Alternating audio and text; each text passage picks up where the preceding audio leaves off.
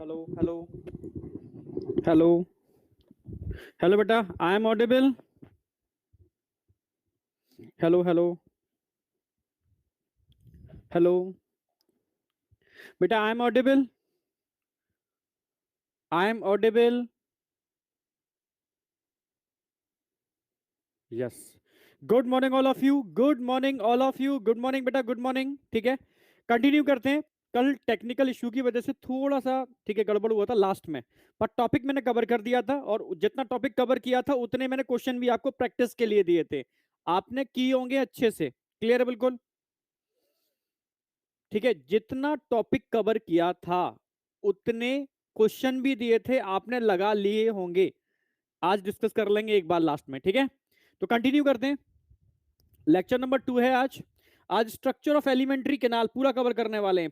पूरा structure of alimentary canal आज cover कर देंगे। ठीक है, तो लास्ट में बता दूं मैंने कितना करा दिया था। कल मैंने बताया था डाइजेस्टिव सिस्टम में व्हाट इज डाइजेशन, डाइजेशन है क्या।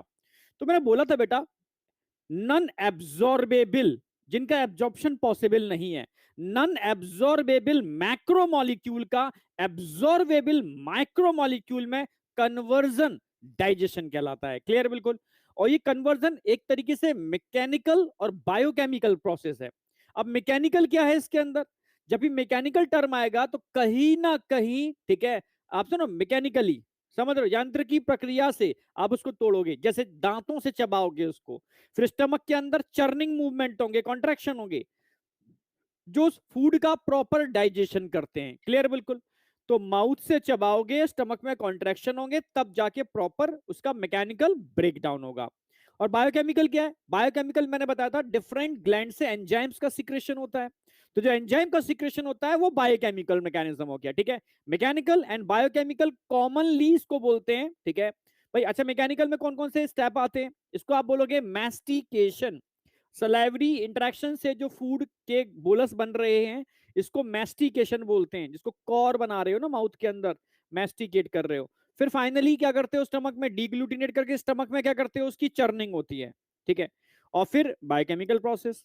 इसमें वाटर सबसे इंपॉर्टेंट रोल प्ले करता है। एनसीईआरटी की लाइन और डायरेक्ट क्वेश्चन आता है। ठीक है, water play very important role in metabolic process, क्योंकि यहाँ जितने भी एंजाइम यूज होते हैं ना, ऑल आर हाइड्रोलेज, जो हाइड्रोलिसिस करते हैं, पानी पिला पिला के तोड़ते हैं। समझ रहे हो ना मेरी बात? पानी पिला के तोड़ते हैं, वो हाइड्रोलेज होते हैं। समझ रहे हो ना? जो पानी पिला पिला के ब्रेक करेगा वो हाइड्रोलेज है, हाइड्रोलिसिस कर रहा है। नहीं आया क्या? All digestive enzyme are hydrolase, all digestive enzyme are hydrolase. Clear है बिल्कुल? सारे के सारे डाइजेस्टिव एंजाइम हाइड्रोलेज होते हैं, जो हाइड्रोलिसिस करते हैं। ठीक है, ये ध्यान रखना है, और वाटर का इंपॉर्टेंट रोल है। तो व्हाट इज डाइजेशन? क्लियर है? ठीक है, अब डाइजेशन का पर्पस क्या होता है? डाइजेशन का पर्पस हो गया मैक्रोमोलिक्यूल का माइक्रोमोलिक्यूल में कन्वर्जन होना, मतलब वो एब्जॉर्ब हो जाए। एब्जॉर्ब होके क्या करेगा? उसका एब्जॉर्ब होके क्या होगा भाई? एब्जॉर्ब होके उसका ब्रेक डाउन होगा। ब्रेक डाउन के लिए रेस्पिरेटरी सिस्टम पढ़ा चुके हैं। देन एनर्जी का फॉर्मेशन होगा। यही मेन प्रोसेस है। इन सारे मैकेनिज्म के थ्रू मेटाबॉलिक वेस्ट बनते हैं, और मेटाबॉलिक वेस्ट के बाहर निकालने की मैकेनिज्म को एक्सक्रीशन बोलते हैं, जो हम करा चुके हैं। क्लियर बिल्कुल? और इन सारी मैकेनिज्म को करने के लिए डिफरेंट टाइप के एंडोक्राइन और न्यूरल सिग्नल की रिक्वायरमेंट होती है। ठीक है, तो वो हम नर्वस सिस्टम और एंडोक्राइन सिस्टम पढ़ चुके हैं। क्लियर बिल्कुल? तो यहां तक कोई डाउट?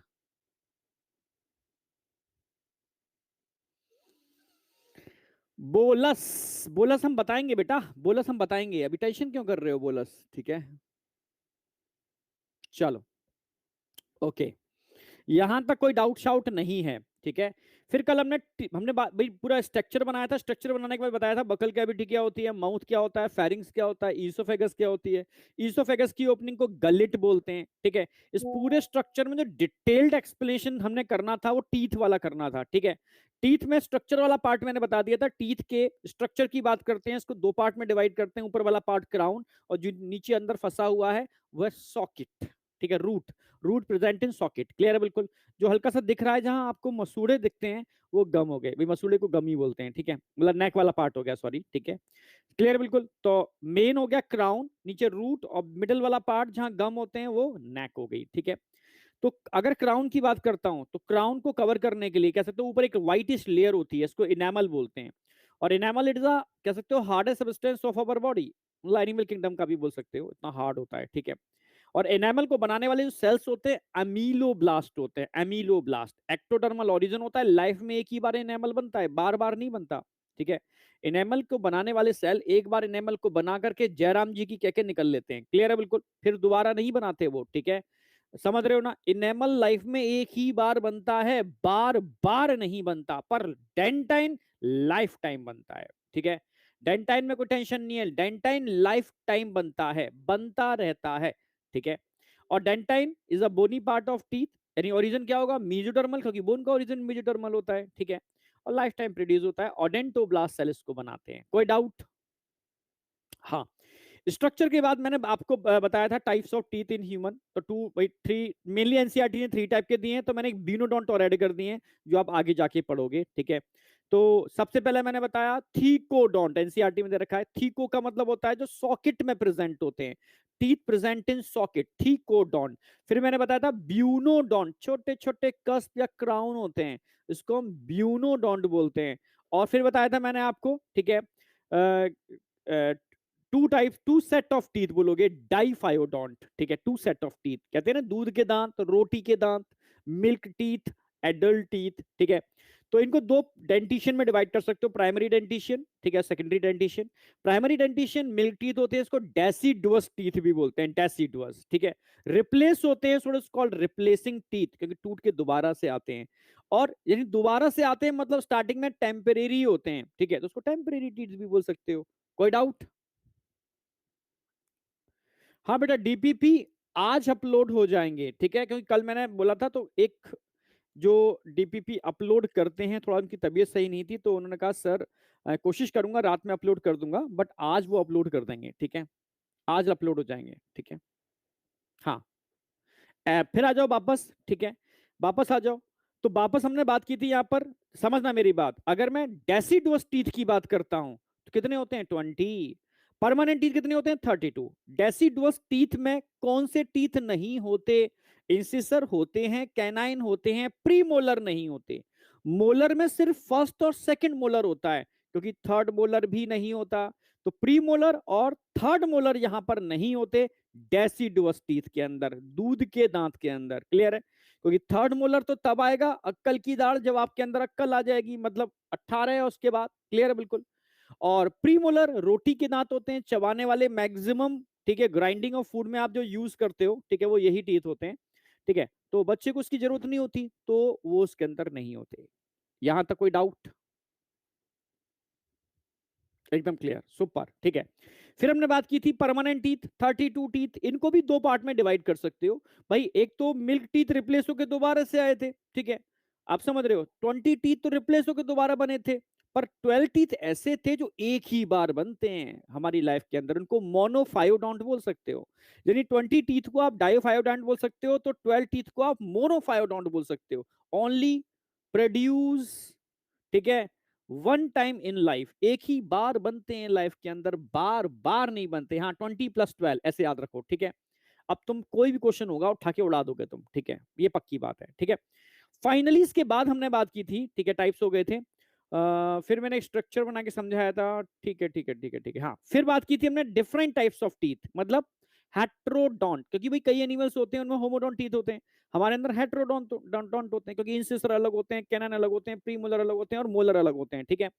तो इंसिसर की बात करूं तो कितने टीथ होते हैं, इंसिसर सिंगल हाफ में, अपर हाफ या लोअर हाफ, ठीक है, उसका इंटू 4 कर देना, ठीक है।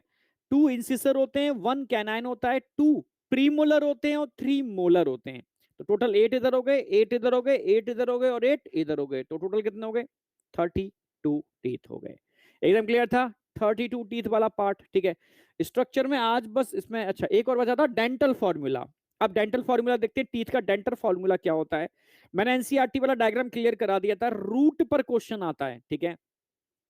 इंसिसर कटिंग टीथ होते हैं, तो कैनाइन टीयरिंग टीथ होते हैं, चीरने फाड़ने वाले, और प्रीमोलर और मोलर ग्राइंडिंग टीथ होते हैं, क्लियर था बिल्कुल। जिसमें इंसिसर और कैनाइन में चाहे अपर हो या लोअर एक ही रूट होगी, जबकि प्रीमोलर और मोलर में रूट में वेरिएशन देखने को मिलता है। अपर जॉ में, अपर में जो टीथ लगा होगा उसमें एक रूट नीचे से ज्यादा होगी, क्योंकि उसको स्टेबिलिटी ज्यादा चाहिए। यानी प्रीमोलर में ऊपर दो होंगे तो नीचे एक, समझना मेरी बात, मोलर में ऊपर 2 की जगह 3 होंगे तो नीचे 2, नीचे 1 कम होगा, ठीक है। चलो, समझे या नहीं समझे राहुल? राहुल पवार, कुछ पूछना चाहते हो क्या? एकदम क्लियर। चलो, बहुत बढ़िया, सुपर सुपर सुपर। तो arrangement of teeth in each half, जब भी डेंटल फॉर्मूला की बात करूंगा तो ईच हाफ की बात करूंगा, ध्यान रखना। जब भी डेंटल फॉर्मूला की बात करूंगा तो ईच हाफ की बात करूंगा मैं, each half of the upper and lower jaw, ठीक है। ऑर्डर क्या होगा? Incisor, canine, premolar, molar is represent by dental formula. अगर मैं डेंटल फॉर्मूला की लिखने की कोशिश करूं तो dental formula is equal to क्या होगा?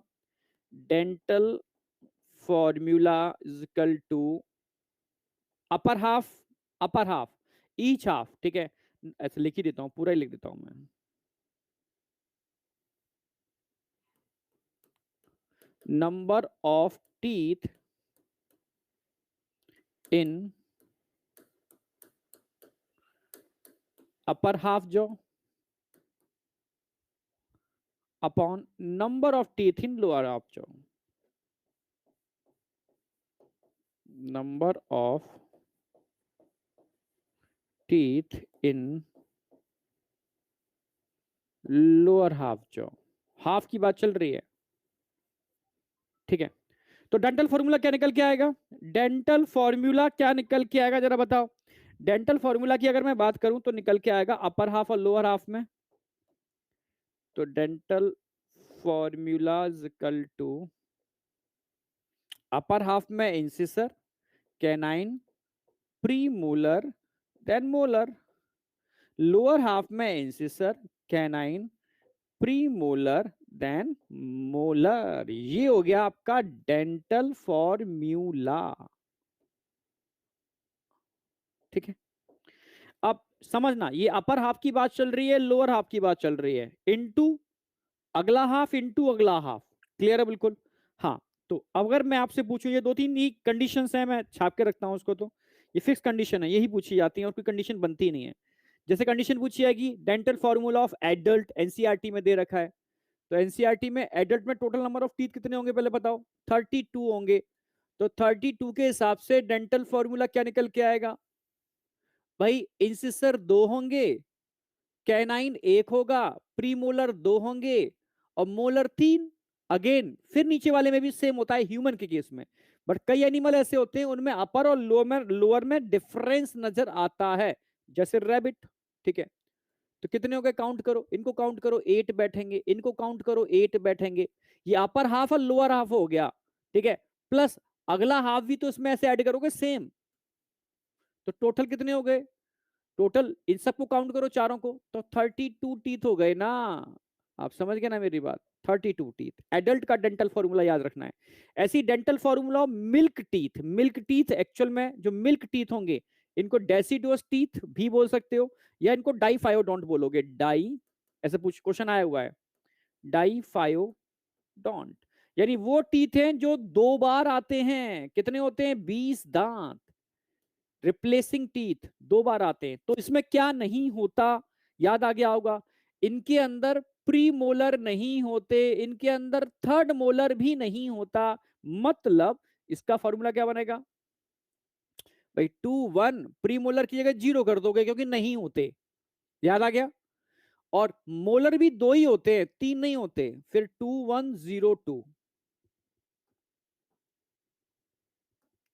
समझ रहे हो? तो काउंट करो कितना बैठेगा? 5 ऊपर होंगे, 5 नीचे होंगे, 5 ऊपर होंगे, 5 नीचे होंगे, ठीक है। फिर अगेन 5 + 5 कर दो, टोटल 20 टीथ हो गए ना। ये डाइफायोडोंट हो गए। ऐसी पूछेगा डेंटल फॉर्मूला ऑफ मोनोफायोडोंट, मोनोफायोडोंट जो एक ही बार आते हैं, मोनोफायो।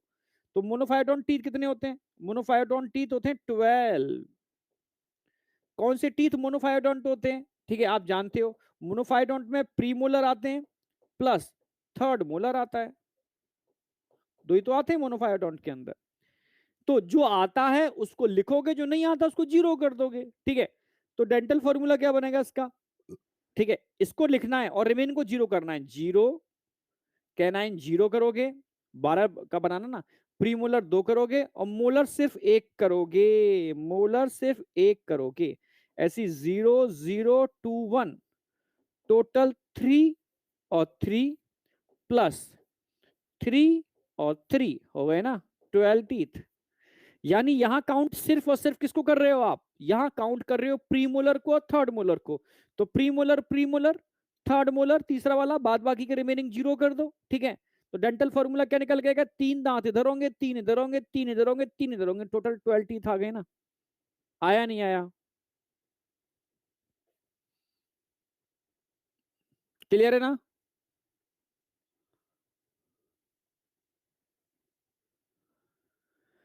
हाँ या ना, समझ में आया नहीं आया,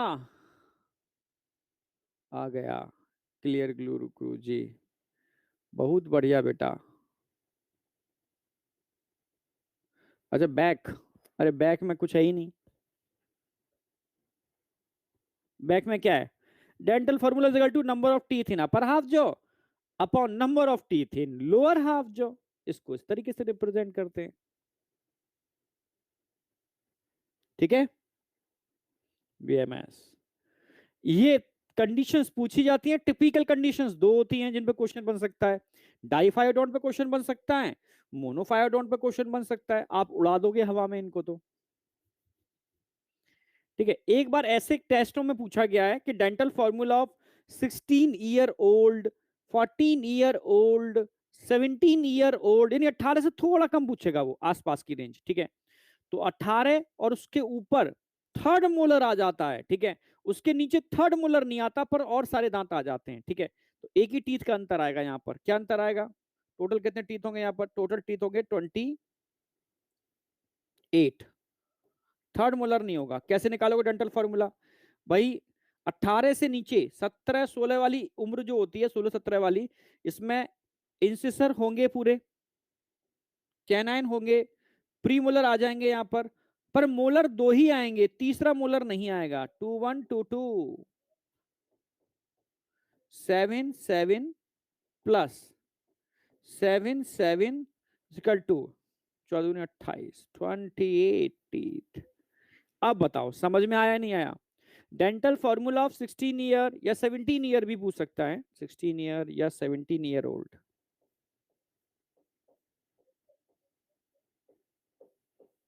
तो समझ जाना, वो बात करना चाह रहा है, वो पूछना चाह रहा है कि आपको ये नॉलेज है कि थर्ड मोलर अक्कल दाढ़ 18।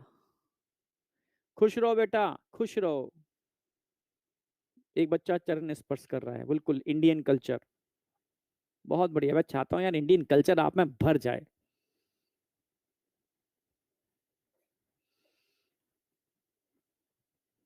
पूरी दुनिया सल्यूट करती है अपने इंडियन कल्चर को। चरण स्पर्श, बहुत अच्छा, बहुत बढ़िया, सुपर। खुश रहो, बिंदास रहो, इतनी मेहनत करो कि इस बार सेलेक्ट हो जाओ। अरे 3D 3D 3D 3D की जहां जरूरत होगी यहाँ 3D क्या बताऊं, बताओ। अब डेंटल फॉर्मूला में 3D क्या बताऊं आपको, ठीक है। आप समझ रहे हो, आप जहां जिस चीज की जरूरत होगी वहीं तो बताऊंगा मैं, ठीक है। यहां से जरूरत पड़ती है डायजेशन में, एक प्रोसेस ऑफ डायजेशन में जरूरत पड़ती है, और बाद बाकी का तो मैं एनिमेशन खुद ही सारा कर देता हूँ, ठीक है। चलो चलो चलो चलो चलो, हाँ बेटा खुश रहो, बाजार आ जाओ, वापस आ जाओ, ठीक है। तो डेंटल फॉर्मूला यहां तक एकदम क्लियर है, मुझे नहीं लगता कोई डाउट शाउट होगा, एकदम परफेक्टली। अब बात करते हैं आगे, अब छोटी छोटी चीजें हैं, फटाफट फटाफट खत्म हो जाएगा, ठीक है। मेनली इसमें एलिमेंट्री केनाल का मैं ट्रांसफर सेक्शन बताऊंगा, वो समझने वाला है, ठीक है। चलो अब आ जाओ मेरे भी प्राइमरी टीथ, चलो आ जाओ, ठीक है। अब हम बात करेंगे बेटा टंग क्या होती है। देखो टंग, आज से 3 साल पहले मैं बहुत डिटेल्ड में पढ़ाता था टंग, ठीक है। पर अब नहीं आएगी, अब जितनी करा रहा हूं ना उतनी मोर देन सफिशियंट, क्योंकि टंग का कुछ पार्ट मैं याद हो, अभी नर्वस सिस्टम में करा चुका हूं, पेपिले वाला पार्ट, ठीक है, टेस्ट बड वाला पार्ट। अभी नर्वस सिस्टम में सेंसरी ऑर्गन में मैंने टेस्ट बड वाला पार्ट पूरा करा दिया था, ठीक है। टेस्ट बड का स्ट्रक्चर बनाया था, याद आ गया होगा, न्यूरॉन्स दिखाए थे, सपोर्टिंग सेल्स दिखाए थे मैंने, ठीक है। ऑल फैक्ट्री, सॉरी, ठीक है, ऑल्फैक्टरी नोज के अंदर हो गए। टंग में गस्टेटरी, गस्टेटरी रिसेप्टर सेल दिखाए थे मैंने आपको, सपोर्टिंग सेल दिखाए थे, बेसल सेल दिखाए थे, याद आ गया होगा, ठीक है। ओके, चलो अब बात करेंगे एनसीईआरटी टंग के लिए क्या बोल रही है। एनसीईआरटी बोलती है जो टंग है ना वो फ्रीली मूवेबल मस्कुलर ऑर्गन है। एनसीईआरटी बोलती है टंग जो होती है सर वो फ्रीली मूवेबल मस्कुलर ऑर्गन होता है, ठीक है, जो इजीली फ्रीली मूव कर सकता है। Tongue is a freely movable muscular organ, ठीक है, जो स्केलेटल मसल से मिलकर बनी होती है, क्योंकि आपके कंट्रोल में होती है, क्लियर बिल्कुल, which form by skeletal muscles, जो आपके कंट्रोल में होती है, ठीक है, और आपकी ओरल कैविटी से अटैच्ड होती है, ठीक है, किससे, फ्रीन्यूलम, ठीक है, किससे अटैच होती है, फ्रीन्यूलम। कभी टंग उठा के देखी होगी आपने, टंग उठाओ, दिखेगी आपको frenulum. Tongue attach with oral cavity with the help of frenulum. ये फ्रीन्यूलम टंग को बाहर, बहुत ज्यादा बाहर निकलने से रोकता है। डिस्कवरी पे देखा होगा कई लोग, ठीक है, अपनी टंग को नोज की टिप से अटैच नहीं कर पाते, तो उसके लिए वो कुछ करते हैं। मैंने डिस्कवरी में देखा था, वो एक थ्रेड होता है, थ्रेड से धीरे धीरे एक टिक ट्रिक होती है आदिवासियों की, ठीक है, तो अगर आप कट करोगे तो कट जाएगी, खून ही खून हो जाएगा, आप मत कर, गलती से कर लेना ये चीज, ठीक है। वो कोई स्पेशल चीजें होती हैं, आदिवासी लोग जो होते हैं, ठीक है, वो लोग करते हैं, उनका मत चक्कर में पड़ना, ठीक है, वो अलग है, उनका अलग कंसेप्ट है। पर मैं इतना जानता हूं, मैंने सुना है, ठीक है, आपने भी सुना होगा, जो लोग अपनी टंग की टिप को नोज की टिप से टच कर लेते हैं, ठीक है, कहते हैं बड़े भाग्यशाली होते हैं भाई। कितने लोग अपनी टंग की टिप को नोज की टिप से टच कर लेते हैं? 29 टीथ है, क्या बोल रहे हो, 29 टीथ है, 28 हो गए ना भाई, छ सात, छह सात, सात सात सात सात, 14 और 14 कितने होते हैं? अरे यार गधे हो तुम। अच्छा तुम्हारे 29 होंगे, कोई नहीं, चलो।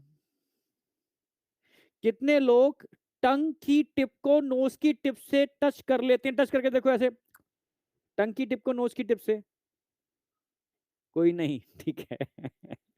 इतना आसान नहीं है भाई, नहीं होता, ट्राई मारो। लोग तो क्लास में भी कर लेते थे, क्लास में उठाया उन्होंने, ठीक है, अपना जो भी कुछ है उठा करके ये इस तरीके से लगाया, ठीक है, हो करके देख लिया।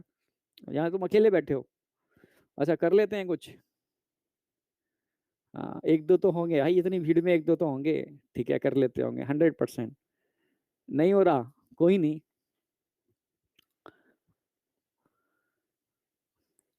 चलो ठीक है, कुछ लोग कर पा रहे हैं, कुछ लोग कर पा रहे हैं, जो कर पा रहे हैं तो उसके लिए एक नॉर्मल बोला जाता है यार एक बहुत भाग्यशाली है, ठीक है, बट ऐसा नहीं होता, ठीक है, मतलब, अरे भाई कौन है,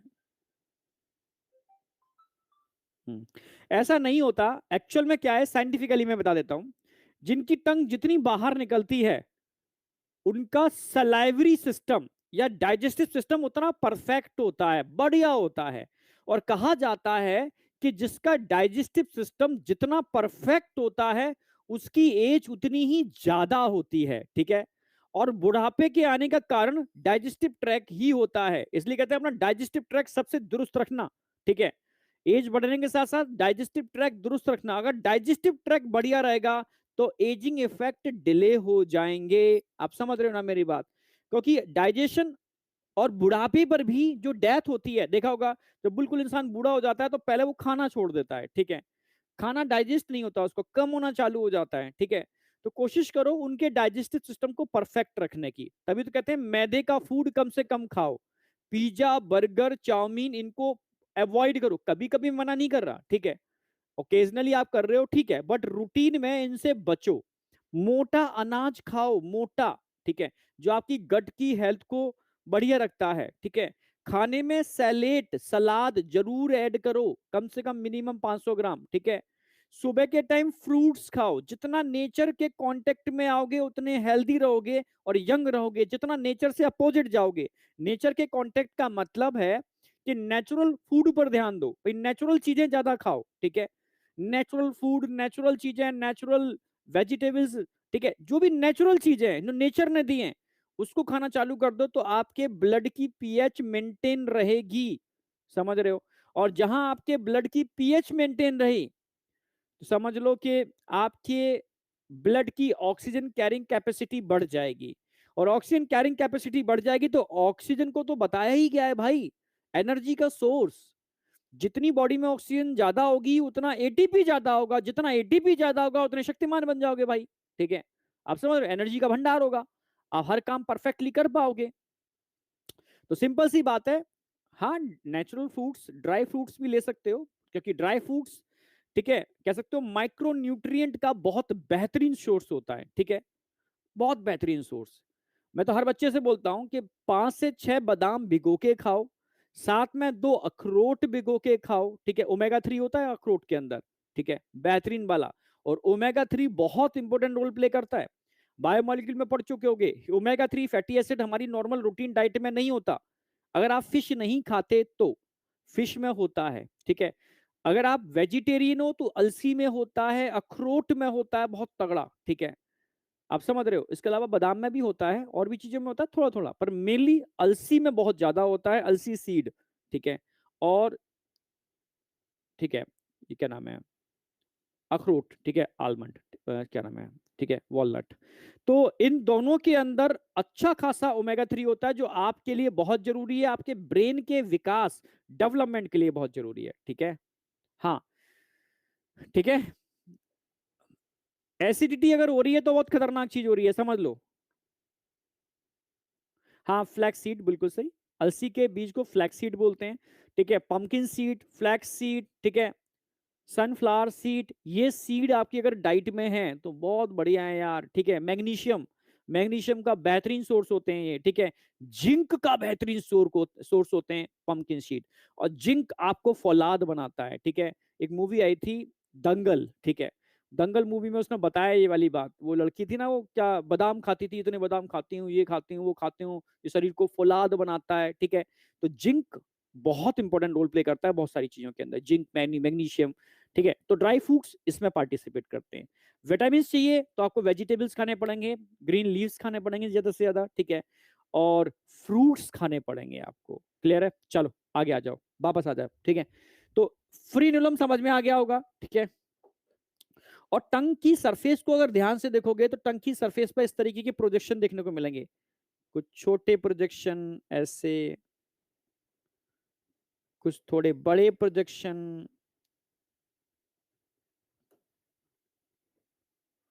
कुछ बहुत बड़े प्रोजेक्शन, कुछ थोड़े छोटे प्रोजेक्शन, कुछ बहुत छोटे प्रोजेक्शन। ठीक है, एपिथीलियम ऑफ टंग, ये टंग की एपिथीलियम देखोगे ना कुछ ऐसा दिखेगा, एपिथीलियम ऑफ टंग। ठीक है, एपिथीलियम ऑफ टंग।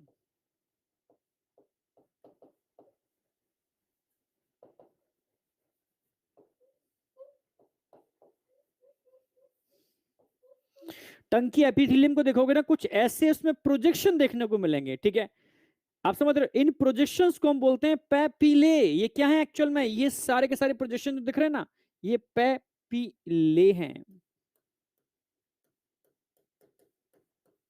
ये सब पैपिले हैं। एनसीईआरटी ने दिखाया था upper surface of the tongue है स्मॉल प्रोजेक्शन। इन प्रोजेक्शंस को हम क्या बोलते हैं, पैपिले, पैपिले। ठीक है, इनमें से अगर ध्यान से देखोगे तो मैंने आपको नर्वस सिस्टम में बताया था, इनके पैपिले के ऊपर क्या मिलते हैं, टेस्ट बर्ड, सेंसरी पार्ट। बड़ा पैपिला है तो ज्यादा टेस्ट बर्ड होंगे। ठीक है, छोटा पैपिला है तो कंपैरेटिव कम टेस्ट बर्ड होंगे।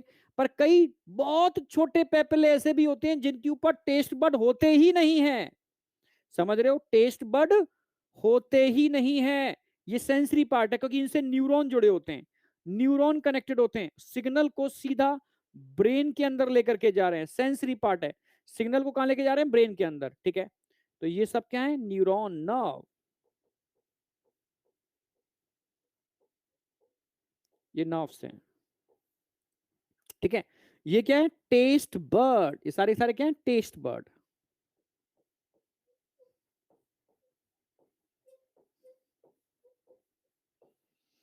तो ये होते हैं, आपको इतना नॉलेज होनी चाहिए टंग की सरफेस पर इस तरीके से एपिथेलियम के प्रोजेक्शंस देखने को मिलते हैं। इसमें 3 टाइप के प्रोजेक्शंस होते हैं, बहुत बड़े, मीडियम और बहुत छोटे। छोटे प्रोजेक्शन जो सबसे छोटे होते हैं ना, इन पर टेस्ट बड नहीं होते, इन पर टेस्ट बड होते हैं। जो बड़ा है ज्यादा टेस्ट बड होंगे, कंपेरेटिव कम टेस्ट बड होंगे। टेस्ट बड सेंसरी पार्ट है जो न्यूरॉन से कनेक्टेड होता है और टेस्ट के सिग्नल को ब्रेन में लेके जाएगा। और टेस्ट बड का डिटेल डायग्राम मैं सेंसरी ऑर्गन में करा चुका हूं। आया नहीं आया?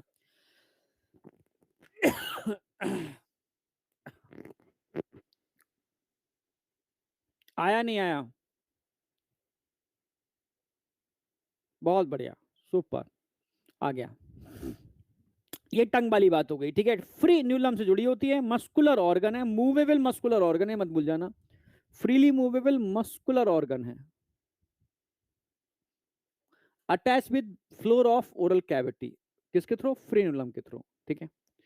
चलो ये क्वेश्चन आपका टंग का कवर हो गया। टंग की बात छोटी छोटी चीजें आएंगे, अभी ईसोफेगस है, ज्यादा कुछ नहीं है ईसोफेगस में तो। अच्छा, ये पहले फेरिंग्स बता दूं फिर ईसोफेगस। फेरिंग्स में तो कुछ है ही नहीं, कल ही बता चुका हूं मैं। ये माउथ हो गया,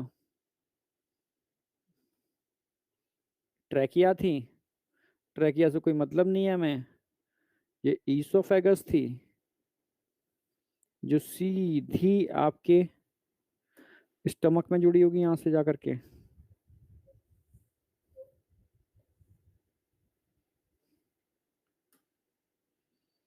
और ये फेरिंग्स हो गया, ठीक है। अब फेरिंग्स के अगर मैं पार्ट की बात करूं तो फेरिंग्स, ये फेरिंग्स है।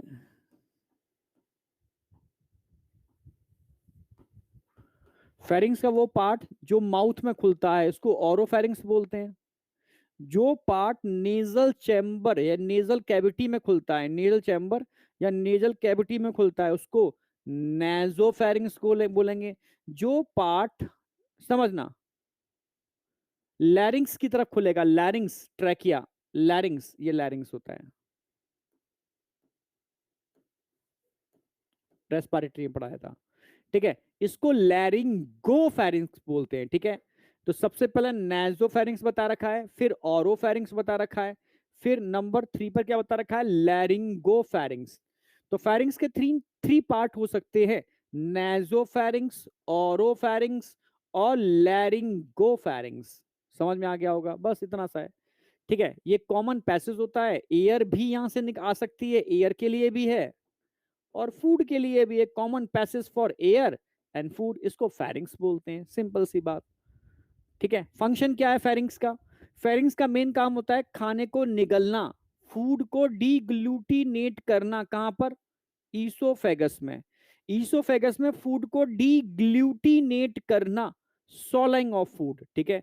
मैंने बताया भी था सबसे पहले, पहली बार फेरिंग्स कहां डेवलप हुआ था, ठीक है।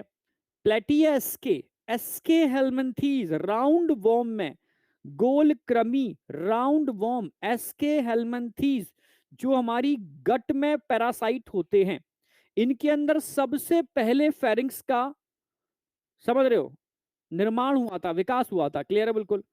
क्योंकि ये हमारी गट में हमारे डाइजेस्टिव फूड को गुट गुट गुट गुट गुट गुट करके पीते हैं, ठीक है। भाई फेरिंग्स की मदद से तो आप कोई चीज पी पाते हो, जैसे तो फेरिंग्स निगलने का काम करता है, डीग्लूटिनेट करने का काम करता है, ठीक है। तो बस एक ही फंक्शन है, डीग्लूटेशन। इसका साइंटिफिक टर्म मत भूल जाना, डीग्लूटेशन का काम करता है, डीग्लूटेशन,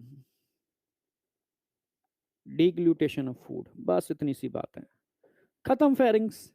अब फेरिंग्स के बाद हम बात करेंगे ईसोफेगस। अगर मैं ईसोफेगस की बात करूं तो अभी जस्ट मैंने बताया ईसोफेगस के लिए,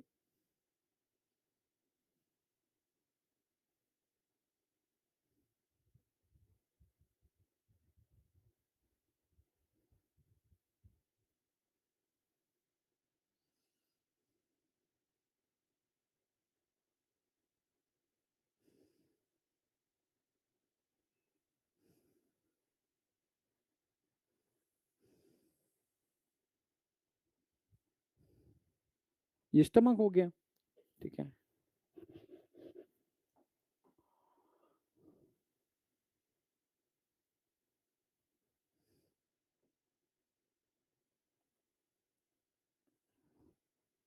हम्म,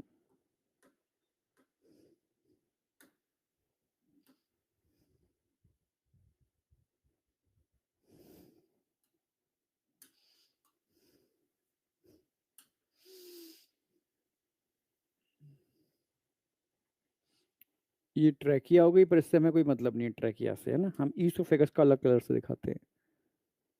ये ईसोफेगस हो गई, यहाँ से एंटर करेगी, सीधी स्टमक में खुलेगी, यहाँ से एंटर करेगी, सीधी स्टमक में खुलेगी।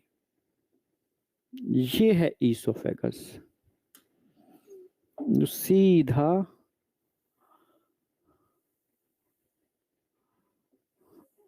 जे शेप स्टमक में खुलती है, ईसोफेगस। ठीक है। और ईसोफेगस में एक चीज ध्यान रखना थोड़ा सा, ये होती है डायफ्राम। कुछ ईसोफेगस का पार्ट डायफ्राम से ऊपर होता है, कुछ ईसोफेगस का पार्ट डायफ्राम से नीचे होता है। ठीक है। अब समझने वाली बात यह है, जब मैं अभी एलिमेंट्री कैनाल बताऊंगा, तो ईसोफेगस में एलिमेंट्री कैनाल की जब भी बात करूंगा ना, तो यहां पर एक खास टाइप के एपिथेलियल टिश्यू के मिलने से बनती है लेयर, इसको सीरोसा बोलते हैं, सीरोसा। पर डायफ्राम से नीचे ही होगी सिरोसा, डायफ्राम के ऊपर सिरोसा नहीं होती, सिरोसा। डायफ्राम से ऊपर सिरोसा की जगह यहां पर एक फाइब्रस टिश्यू होते हैं, वाइट फाइब्रस टिश्यू।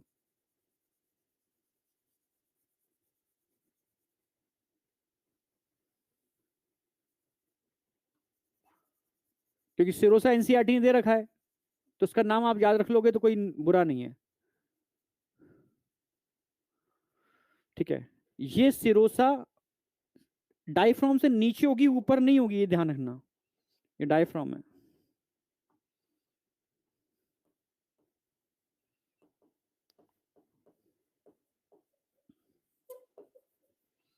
ठीक है। ये ट्यूनिका एडवेंटेशिया।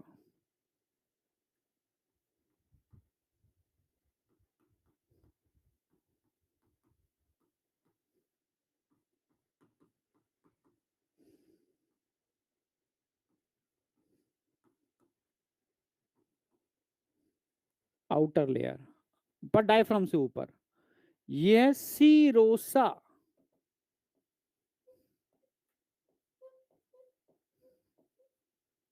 ये भी आउटर लेयर है,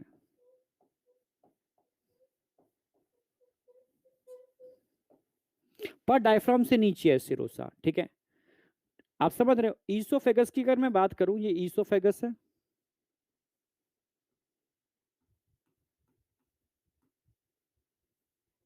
सिंपल।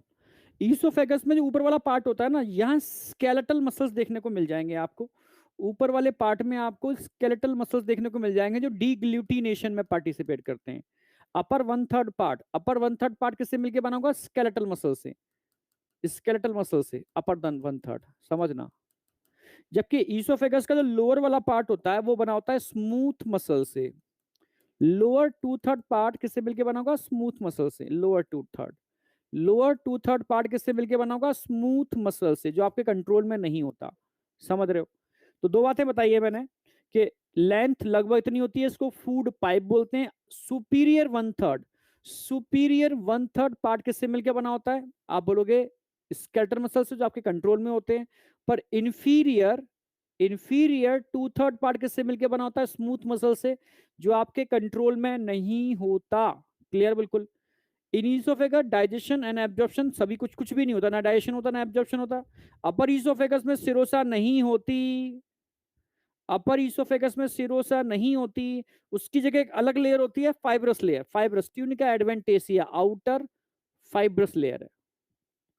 ये बताओ, बस ईसोफेगस इतना ही सफिशियंट है, सारे कंसेप्ट मैंने इसी में ऐड कर दिए डायग्राम के अंदर। भाई अपर वाला पार्ट स्केलेटल मसल्स, जो आपके कंट्रोल में है। ठीक है। लोअर वाला पार्ट आपके कंट्रोल में नहीं है, स्मूथ मसल्स। ठीक है।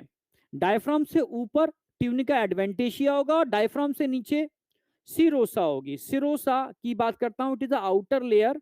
कहां होती है? डायफ्राम से नीचे होती है। समझ में आया नहीं आया? बस इतनी सी बात है। बीएमएस गुरुजी, बहुत बढ़िया, सुपर। बीएमएस बीएमएस बीएमएस, बहुत बढ़िया।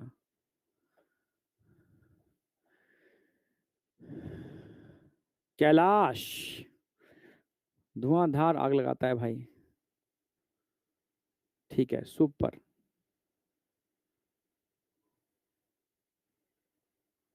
ठीक है।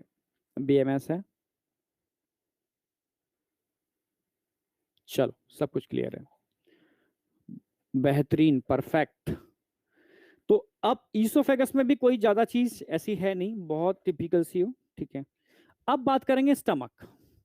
अगर मैं स्टमक की बात करता हूं तो एनसीईआरटी ने इसका डायग्राम भी बनाया है, देख लो एक बार।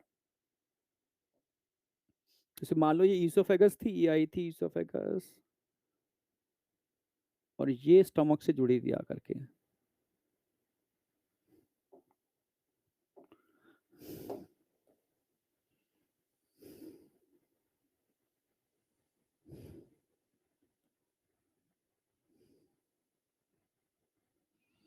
और यहां पर एक स्फिंक्टर था, स्फिंक्टर जहां जुड़ती है।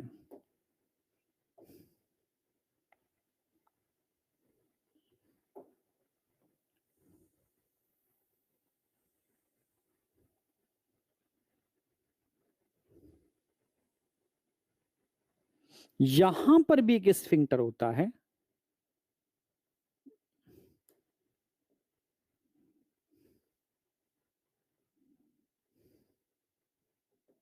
यहां पर भी एक स्फिंक्टर होता है। तो ये हो गया हमारा स्टमक, समझने की कोशिश जरूर करना। ये हो गया हमारा स्टमक।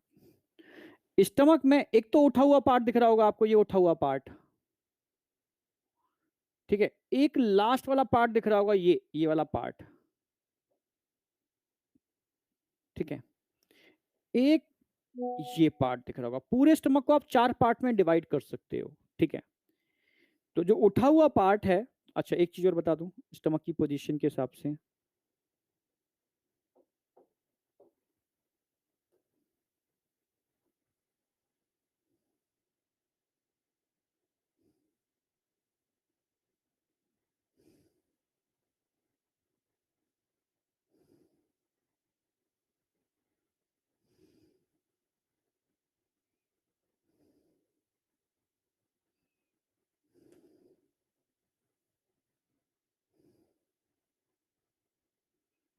हम्म, ठीक है।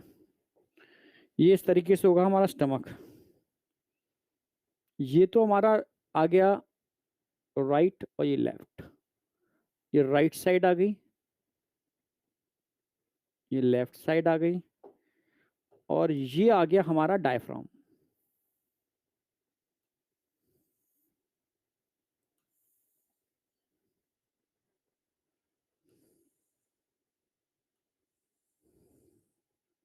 डायफ्राम एक्चुअल में ये एग्जैक्ट पोजीशन है।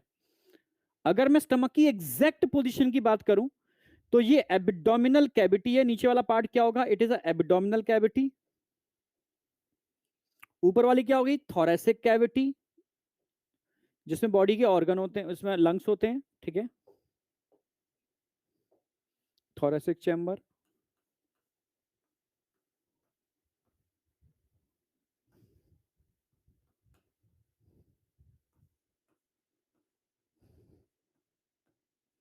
ये क्या हो गया? डायफ्राम।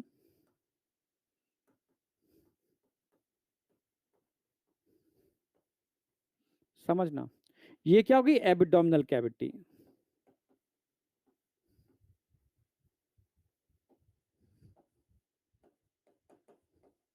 तीनों कैविटी समझ में आ गई, ठीक है। अब ये हो गई ईसोफेगस, है तो आप समझ ही रहे हो, ईसोफेगस। स्टमक के पार्ट की अगर मैं बात करूं तो समझना अच्छी तरीके से। तो ये तो हो गया कार्डियक, ये हो गया, सॉरी ऊपर डाला फंडस, जहां ईसोफेगस आ रही है, खाने को लेकर के आ रही है, कार्डियक। ये बॉडी हो गया, और ये पार्ट हो गया पाइलोरिक।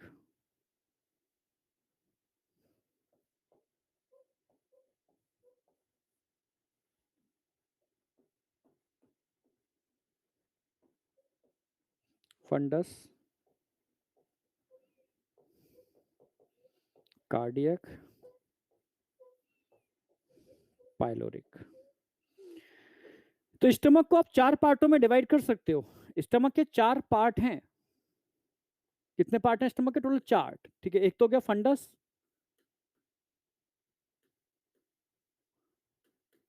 दूसरा हो गया कार्डियक, ठीक है, फंडस हो गया, कार्डियक हो गया, एक हो गया पाइलोरिक बॉडी, और चौथा हो गया पाइलोरिक या पाइलोरस, ठीक है, ऐसे ही बोल सकते हो, ठीक है। चार पार्ट होते हैं टोटल, ठीक है, एकदम समझना। स्टमक हमारा एब्डोमिनल कैविटी में होता है, अपर साइड में होता है, अपर लेफ्ट साइड में जे शेप में होता है, शेप तो जे शेप में होता है, जिसके 1 2 3 4 पार्ट होते हैं। फंडस उठा हुआ, ईसोफेगस जहां पर लेकर के आ रही है खाना वो कार्डिक हो गया, बीच वाला पार्ट बॉडी हो गया, तो लास्ट वाला पार्ट पाइलोरिक हो गया, जो ड्यूडेनम से कनेक्ट होता है। ये जो आगे क्या है कि ड्यूडेनम,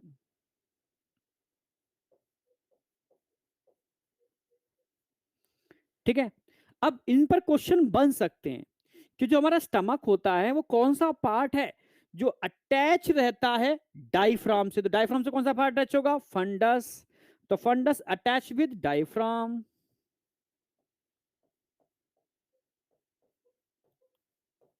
अटैच विद डायफ्राम। अब डायग्राम से सारे क्वेश्चन सॉल्व हो जाएंगे। कार्डियक वो कौन सा पार्ट है जो ईसोफेगस से कनेक्ट होता है, connect with oesophagus, connect with oesophagus. वो कौन सा पार्ट होता है जो ड्यूडेनम से कनेक्ट होता है, connect with duodenum.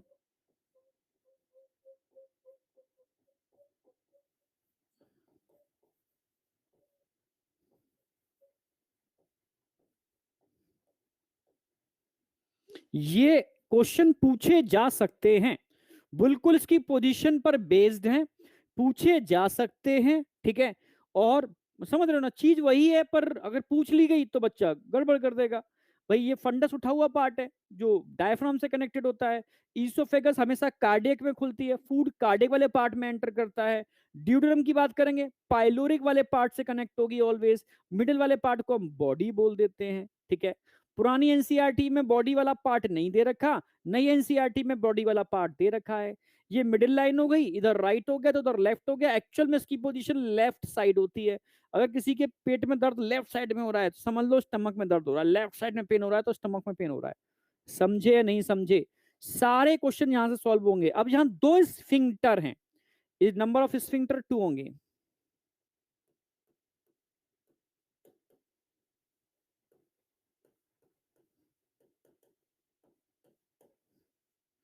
Number of sphincter 2 हैं यहां पर, ठीक है, ये आपको ध्यान रखने हैं।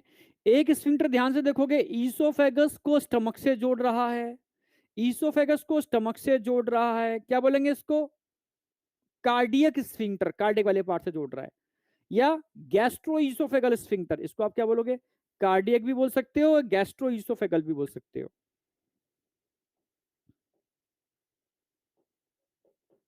कार्डियक या गैस्ट्रो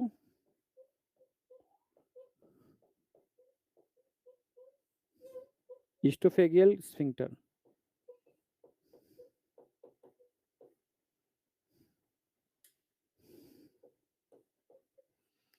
ठीक है। और एक ध्यान से देखोगे कहां, पाइलोरिक को ड्यूडेनम से जोड़ रहा है, इसको पाइलोरिक स्फिंक्टर बोलोगे, पाइलोरिक स्फिंक्टर।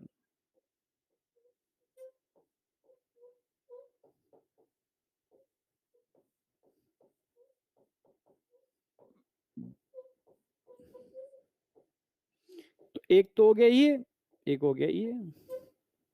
अब बताओ क्या चीज समझ में नहीं आई, बताओ क्या चीज समझ में। स्फिंक्टर क्लियर हो गए, जो स्टमक के पाइलोरिक वाले पार्ट को ड्यूडेनम से जोड़ रहा है वो पाइलोरिक स्फिंक्टर है, जो ईसोफेगस को कार्डियक वाले पार्ट से जोड़ रहा है, ठीक है, आप इसको, ठीक है, गैस्ट्रो ईसोफेगल स्फिंक्टर बोल सकते हो या कार्डियक स्फिंक्टर बोल सकते हो, ठीक है। ये फूड की एंट्री, ईसोफेगस से स्टमक में फूड की एंट्री को कंट्रोल करता है, ये स्टमक से ड्यूडेनम में फूड की एंट्री को कंट्रोल करता है। स्फिंक्टर स्मूथ मसल्स होते हैं जो किसी भी चीज की ओपनिंग को कंट्रोल करते हैं, वो स्फिंक्टर है, सिंपल सी बात, स्मूथ मसल्स के मिलने से बनता है। अब जितने भी आप प्रिडिक्शन कर सकते हो क्वेश्चंस पर, ठीक है, एक तो ये क्वेश्चन आता ही है, पोजीशन क्या है, located upper left portion of abdominal cavity, upper left portion of abdominal cavity, ठीक है, मस्कुलर है, जे शेप है, फूड को कितने टाइम तक स्टोर कर लेता है, ये क्वेश्चन आता है, 4 to 5 आवर्स के लिए फूड को स्टोर कर लेता है। जे शेप समझ में आ ही रहा है, सब कुछ क्लियर है, ठीक है, मस्कुलर है, जे शेप होता है, जे शेप, जो फूड को स्टोर करने में कैपेबल है, बस इसके अलावा कुछ भी नहीं है तुम्हारे मतलब का। पढ़ाने को तो बहुत सारी चीजें हैं, क्योंकि अभी एनसीईआरटी के हिसाब से चल रहा हूँ, एनसीईआरटी को ही थोड़ा खोल के समझा दिया है मैंने अच्छी तरीके से। यहां तक कोई डाउट?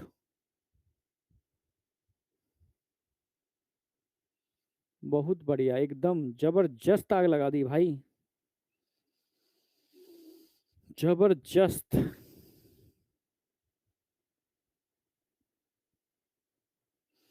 तो भाई स्टमक भी हमारा क्लियर हो गया, मस्कुलर है, जे शेप है, फूड को स्टोर कर रहा है 4 to 5 आवर के लिए, position it is located in upper left portion of abdominal cavity, ऊपर वाली थोरेसिक कैविटी है, नीचे वाली एब्डोमिनल कैविटी है,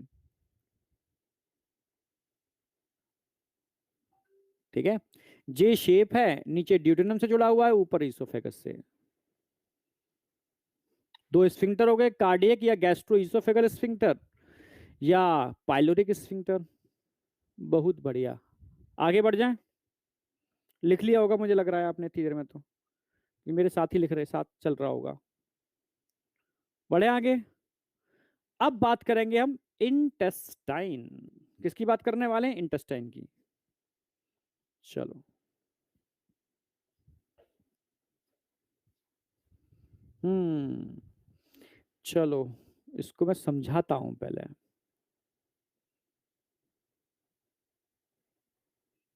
हम्म।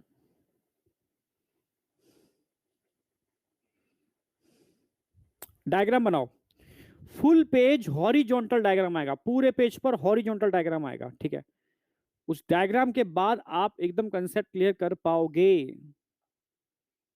हाँ, इंटेस्टाइन का, स्मॉल इंटेस्टाइन और लार्ज इंटेस्टाइन का फुल डायग्राम। अरे स्फिंक्टर और बॉल में अंतर पूछ रहे हो ना, समझो मेरी बात। देखो, वॉल्व किसी भी चीज के फ्लो को यूनिडायरेक्शनल बनाते हैं, यूनिडायरेक्शनल, एक ही डायरेक्शन में फ्लो पाएगा, अपोजिट डायरेक्शन में होगा वॉल्व बंद कर देंगे, बंद हो जाएंगे। ओनली यूनिडायरेक्शनल फ्लो के लिए रिस्पॉन्सिबल होते हैं वॉल्व, और बाई डायरेक्शनल फ्लो के लिए रिस्पॉन्सिबल होते हैं sphincter.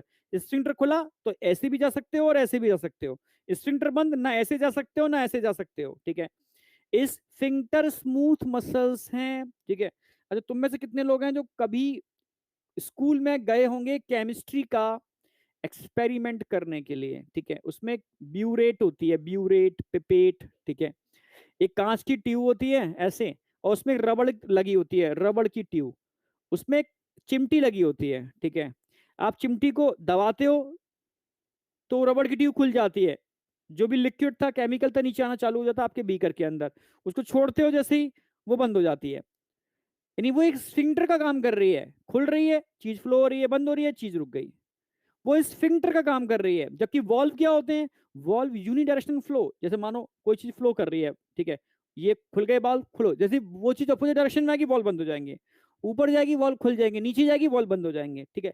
Valve uni directional flow कराते हैं, वॉल्व यूनी डायरेक्शनल फ्लो कराते हैं, ठीक है, जबकि स्फिंक्टर बाई डायरेक्शनल। कोई डाउट? ठीक है, ओके, सुपर। हाँ, आगे आ जाते हैं, कहाँ रख दिया भाई, आ जाओ। तो सबसे पहले मैं बात करूंगा डायग्राम की, फुल पेज हॉरिजॉन्टल डायग्राम बड़ा है, पूरा बोर्ड भर जाएगा, इससे पूरा इंटेस्टाइन खत्म हो जाएगा, ठीक है।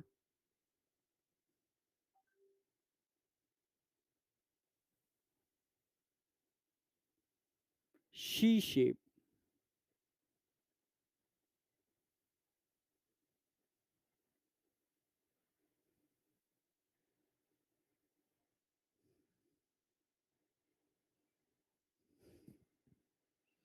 ठीक है, फिर यहां से हम स्टार्ट करते हैं।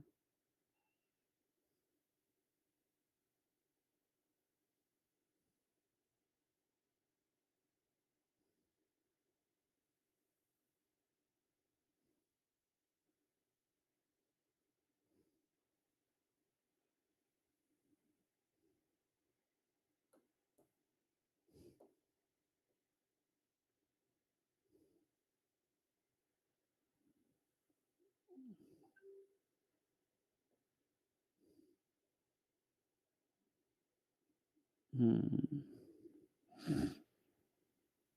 अब यहां से चालू करेंगे हम।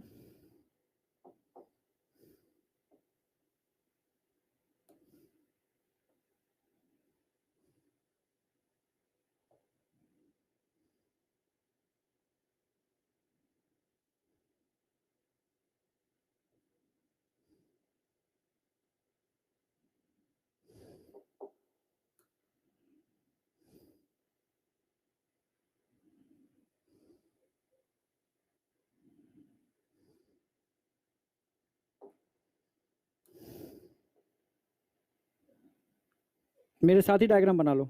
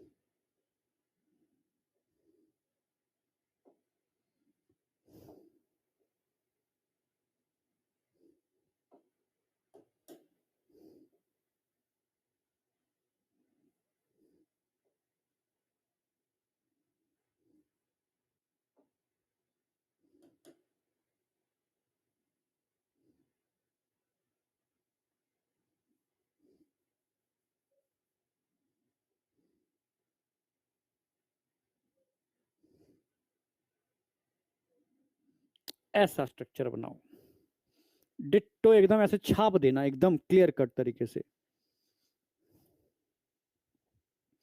ठीक है, स्मॉल और लार्ज को मैं एक साथ दिखा रहा हूं, ठीक है। एक एक चीज रिप्रेजेंट करेंगे जो एक्चुअल में होती है।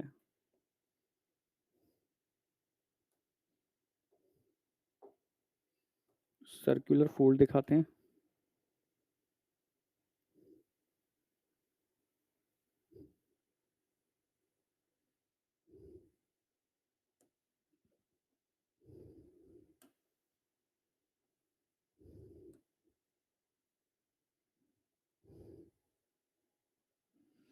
सर्कुलर फोल्ड, कुछ लॉन्गिट्यूडनल फोल्ड भी दिखाते हैं इसके अंदर।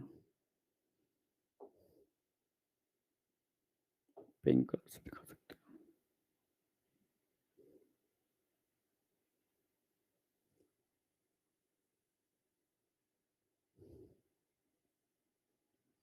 एक,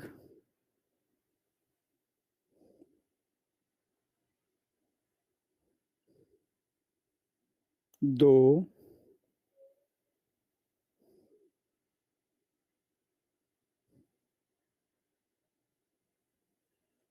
तीन, बस इतना बना दो।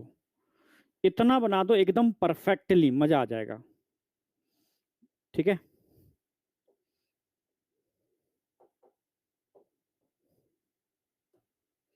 ये हो गया असेंडिंग पार्ट।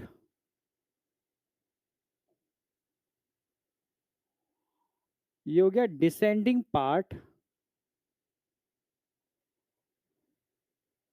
ये हो गया ट्रांसवर्स पार्ट।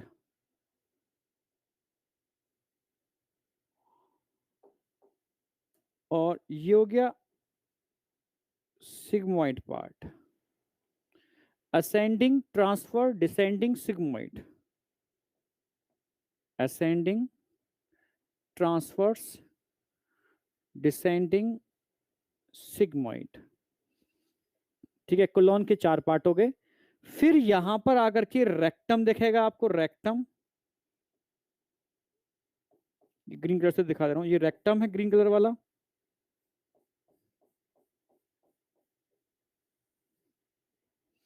और रेक्टम के अंदर अंदर की साइड में होते हैं वेन्स, रेक्टल वेन, समझाऊंगा इनके बारे में भी। ये आ गया स्ट्रक्चर, एग्जैक्ट स्ट्रक्चर आ गया। ठीक है, अब लिखना चालू करता हूं एक एक करके। पहले ड्रॉ ड्रॉ कर लो उसको, फटाफट ड्रॉ करो। सबसे पहले स्मॉल इंटेस्टाइन में इधर दिखाऊंगा, उधर स्मॉल इंटेस्टाइन बना रखी है, इधर लार्ज इंटेस्टाइन बना रखी है। ठीक है, स्मॉल और लार्ज को हम कंपाइल करेंगे, स्मॉल और लार्ज इंटेस्टाइन को कंपाइल करेंगे। 3 पार्ट में दिखा सकते हो उसको। यहां से यहां तक दिख रहा है ना जो शी शेप, ये ड्यूडेनम हो गई। फिर यहां से यहां तक आप दिखा सकते हो जेजुनम, और रिमेनिंग सारा पार्ट बहुत बड़ा होगा पर मैंने इतना ही बना दिया, ileum. Duodenum, jejunum, ileum 3 part में डिवाइड कर दो स्मॉल इंटेस्टाइन को।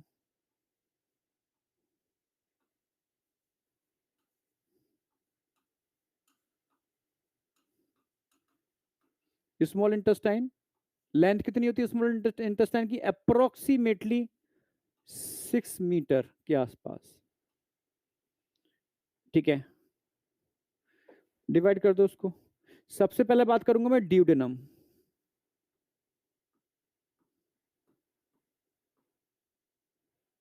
फिर बात करूंगा जेजुनम।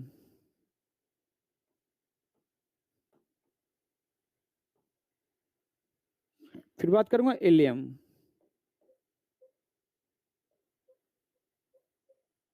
ड्यूडेनम, जेजुनम, इलियम, तीनों को लिखो फटाफट। Duodenum, jejunum, ileum, duodenum, jejunum, ileum, तीनों का ही लेंथ लिखो।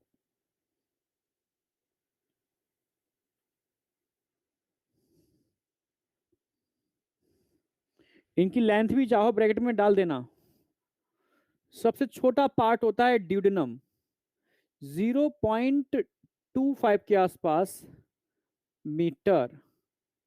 शी शेप होगी, शी शेप। जेजुनम, इसकी लेंथ लिख दो अप्रोक्सीमेटली 2.50। ठीक है, अप्रोक्सीमेटली। ठीक है, अब कितना बचा? इस इलियम की बात करूं तो इलियम में लिख दो 3.25 मीटर बची ना अप्रोक्सीमेटली। तीनों की लेंथ लिख दी। ड्यूडेनम की शेप मत भूलना, शेप पहले यू शेप हुआ करती थी, अब एनसीईआरटी ने सी शेप कर दिया इसको। Duodenum, jejunum, ileum. ठीक है, स्मॉल इंटेस्टाइन 6 मीटर के आसपास इसकी लेंथ होती है, अप्रोक्सीमेटली 6 मीटर। ठीक है, अब बात करते हैं लार्ज इंटेस्टाइन। यहां से स्टार्ट हो जाएगी large intestine.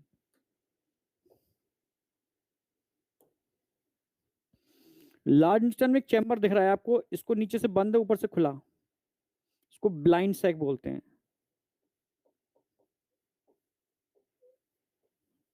Blind sac.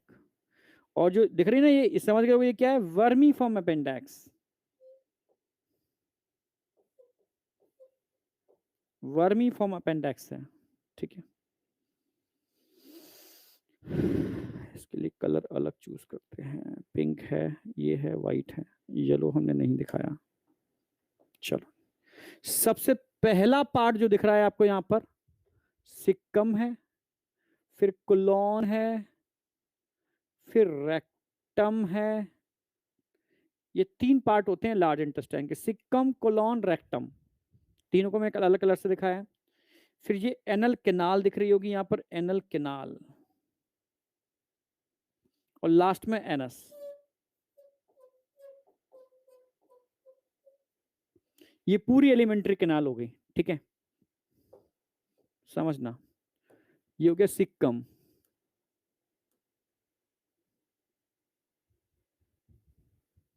Sikkim, colon, rectum, 3 part होते हैं। Large intestine.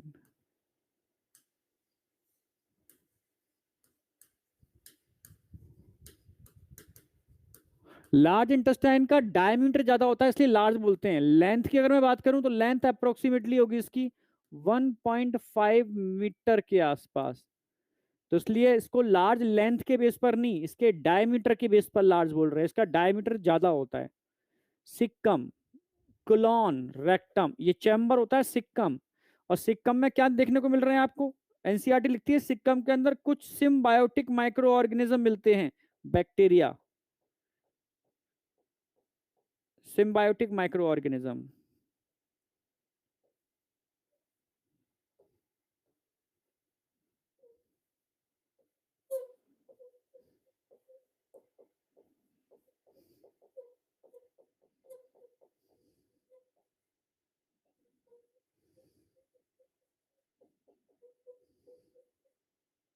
Symbiotic micro organism caecum में मिल रहे हैं, ठीक है। अच्छा, इलियम का जो लास्ट पार्ट होता है ना, लास्ट, ये लास्ट पार्ट, इसको क्या बोलते हैं?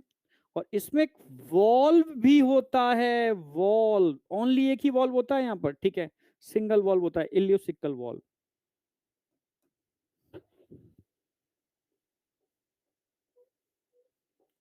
इलियोसिकल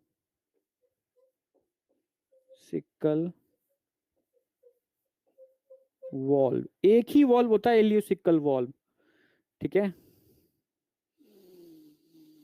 सिंगल वॉल्व देखने को मिलेगा यहां पर, इलियोसिकल, अरे क्या हो गया भाई, कल भी हुआ था ऐसे ही कुछ। हाँ ठीक है, क्लियर है।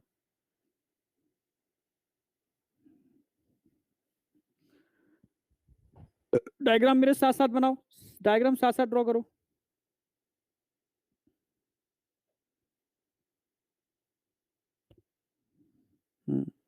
सिंगल वॉल्व देखने को मिलेगा, इलियोसिकल वॉल्व, यहां पर थोड़ा सा इसको ऊपर लिखता हूं।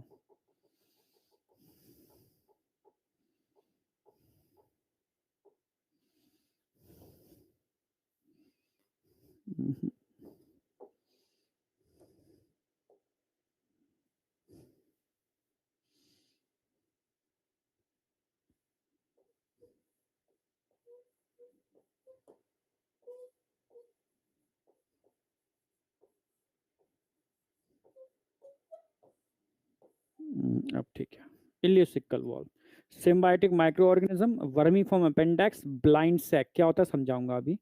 सिक्कम हो गई, ठीक है। और सिक्कम की बात, कोलॉन, कोलॉन के कितने पार्ट हो गए? 4। असेंडिंग,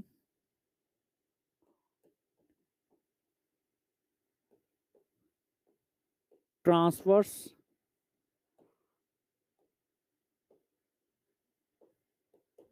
डिसेंडिंग और सिग्मोइड।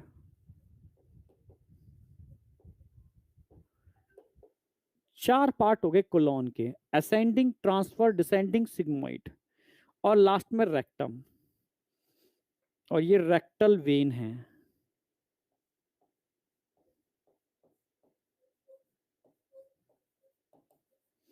और ये एनल कैनाल,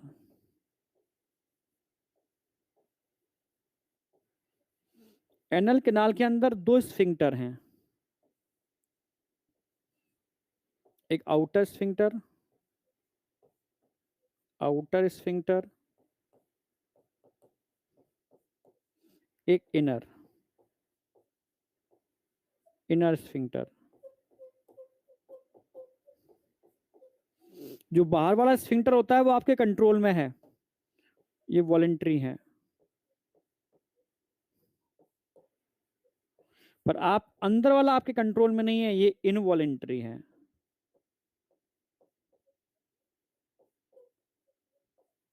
अब बताओ, ये सारी चीजें हो गई, थोड़ी सी चीजें और बची हुई हैं, मसल्स के बारे में बता दूंगा। ये 3 तो लॉन्गिट्यूडनल मसल्स हैं, 1, 2, 3, 3 लॉन्गिट्यूडनल मसल्स। और ये सर्किल सर्किल दिख रहे हैं ना, सर्किल सर्किल, ये सर्कुलर मसल्स हैं, सर्कुलर मसल्स। और जो चैम्बर बने देख रहे हैं, चैम्बर, इनको हॉस्ट्रा बोलते हैं, हॉस्ट्रा, हॉस्ट्रा। ये लार्ज इंटेस्टाइन हो गई। 3 पार्ट होते हैं लार्ज इंटेस्टाइन के, caecum, colon, rectum. Caecum number 1, colon number 2, rectum number 3। ऐसे स्मॉल इंटेस्टाइन के भी 3 पार्ट हो गए, ड्यूडेनम नंबर 1, जेजुनम नंबर 2 और इलियम नंबर 3। अब बताओ, सारी चीजें मैंने ऐड कर दी हैं, सारी चीजें ऐड कर दी हैं, सारी चीजें ऐड कर दी हैं। अब मैं समझाना चालू करूंगा एक तरफ से, एक तरफ से बिल्कुल। ड्रॉ कर लिया?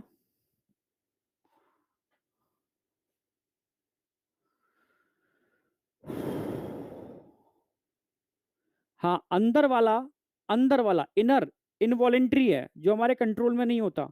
बाहर वाला नहीं, जैसे आ रही है बहुत तेज आ रही है, दबा के रखी है आपने, वॉलेंट्री है, दबा के रखी है। समझ रहे हो ना मेरी बात, क्योंकि कंट्रोल में है। अगर बाहर वाला वॉलेंट्री नहीं होता ना, खेल खत्म। अरे टीनिया कोलाई पे क्वेश्चन नहीं आएगा, बस आप लॉन्गिट्यूडनल और सर्कुलर याद रख लो। हाँ, एक्सटर्नल वाला टीनिया कोलाई कहते हैं इसको, लिख देता हूं, चलो तो कहूंगे सर, इसको हम बोल देते हैं टीनिया कोलाई।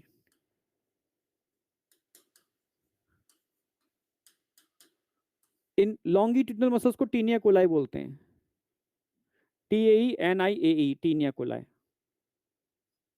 अपेंडिक्स कहाँ होता है, लिखा है ना वर्मी फॉर्म अपेंडिक्स, ये लिखा है ना मैंने, ये वर्मी फॉर्म अपेंडिक्स सिक्कम के अंदर होता है, वर्मी फॉर्म अपेंडिक्स। सिक्कम को हम ब्लाइंड सैक बोलते हैं, ब्लाइंड सैक, ब्लाइंड सैक बोलते हैं। और इसमें होता है vermiform appendix, vermiform appendix caecum के अंदर। सारे पॉइंट ऐड कर दिए हैं जितने क्वेश्चन आने की प्रोबेबिलिटी हो सकती है। फटाफट बताओ। अब समझाऊंगा एक तरफ से। ड्रॉ कर लिया?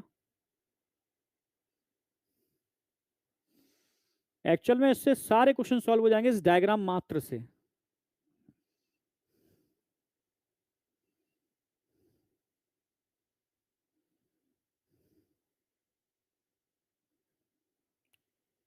चक्कर ही नहीं पड़ेगा कुछ करने का।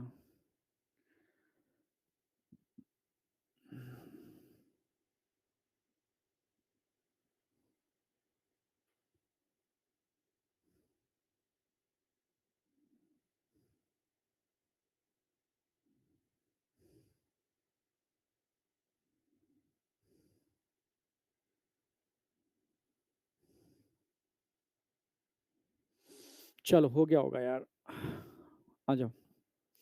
देखो, सबसे पहले मैं बात करूंगा स्मॉल इंटेस्टाइन, ठीक है। स्टमक से कौन जुड़ी होती है? स्मॉल इंटेस्टाइन, ठीक है। स्मॉल इसलिए बोलते हैं क्योंकि उसका डायमीटर छोटा होता है, ना कि इसलिए बोलते हैं क्योंकि उसकी लेंथ छोटी होती है ना। लेंथ 6 मीटर होती है, पर डायमीटर उसका छोटा होता है, जबकि लार्ज इंटेस्टाइन की लेंथ 1.5 मीटर होती है, पर डायमीटर उसका बड़ा होता है, समझे?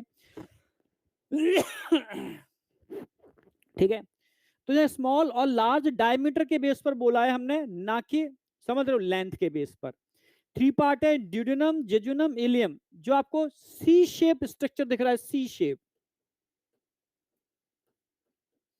जो सी शेप स्ट्रक्चर दिख रहा है, ये ड्यूडेनम है। फिर यहां से जेजुनम स्टार्ट हो जाती है, जो लगभग 2.50 मीटर के आसपास की होती है। रिमेनिंग पार्ट 3.25 मीटर का है, यानी सबसे बड़ी लेंथ में कौन सी होती है? इलियम होती है। इलियम की लेंथ सबसे ज्यादा होती है। तो ड्यूडेनम, जेजुनम, इलियम, ये 3 स्मॉल इंटेस्टाइन के पार्ट हो गए। इलियम लास्ट में कनेक्ट होती है लार्ज इंटेस्टाइन के सिक्कम वाले पार्ट से, सिक्कम वाले पार्ट से जहां कनेक्ट होती है, यहां पर एक वॉल्व होता है, यूनी डायरेक्शनल फ्लो। समझ रहे हो? अनडाइजेस्टेड फूड को जाने देगा, पर यहां से वापस नहीं आने देगा, क्योंकि यहां तो फूड सड़ता है, ठीक है। फर्मेंटेड फूड है, सड़ा हुआ एकदम, ये अगर इसमें चला गया तो गड़बड़ हो जाएगी, ठीक है, आप समझ रहे हो। ये वापस नहीं जा सकता, ये इधर से इधर जा सकता है। वॉल्व यूनी डायरेक्शनल फ्लो कराते हैं, इसको इलियोसिकल वॉल्व बोलते हैं, ठीक है। अगर सिक्कम की बात करूं तो सिक्कम एक चैम्बर जैसा स्ट्रक्चर है। ये हर्बीवोर्स कैटल्स में बहुत बड़ी हुआ करती थी, बहुत बड़ी। समझो एक फूला हुआ बैलून है, वो पतले पतले बैलून आते हैं, लंबे लंबे पतले पतले बैलून, ठीक है, ये फूला हुआ एक बैलून है। धीरे धीरे क्या हुआ, बैलून की हवा निकलती गई और बैलून जरा सा रह गया, इतना सा, थोड़ा चैम्बर रह गया, ये इतना सा रह गया, यानी ये चैम्बर इतने से इतना रह गया, ठीक है। पर ये बताता है कि कभी हमारे अंदर ये चैम्बर बहुत बड़ा हुआ करता था, जो आज रिड्यूस होके इतना सा रह गया है, ये रिड्यूस पार्ट है, ठीक है। भाई ऐसा क्या है सिक्कम के अंदर, सिक्कम के अंदर कुछ सिम्बायोटिक माइक्रो ऑर्गेनिज्म होते हैं, सिक्कम के अंदर सिम्बायोटिक माइक्रो ऑर्गेनिज्म होते हैं जो सेल्यूलोज के डाइजेशन में बहुत हेल्प करते हैं, ठीक है। समझना, हम लोग सेलुलोज डाइजेस्ट नहीं कर पाते, ठीक है। हमारे अंदर ये symbiotic micro organism local immunity को मेंटेन करते हैं, कुछ विटामिन लाइक विटामिन के, आप समझ रहे ना मेरी बात, विटामिन बी कॉम्प्लेक्स में कुछ विटामिन होती हैं, ठीक है, like vitamin B12 etcetera, in vitamin को बनाने में हेल्प करते हैं, ठीक है, फूड के फर्मेंटेशन में हेल्प करते हैं, पर सेल्यूलोज का डाइजेशन हमारे अंदर नहीं होता।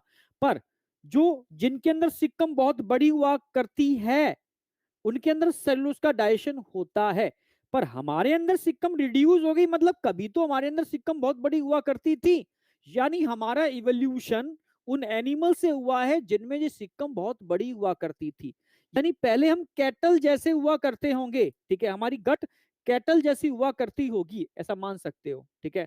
हॉस्ट्रा बता रहा हूं अभी, ठीक है। तो यहां समझ में आया सिक्कम वाला पार्ट।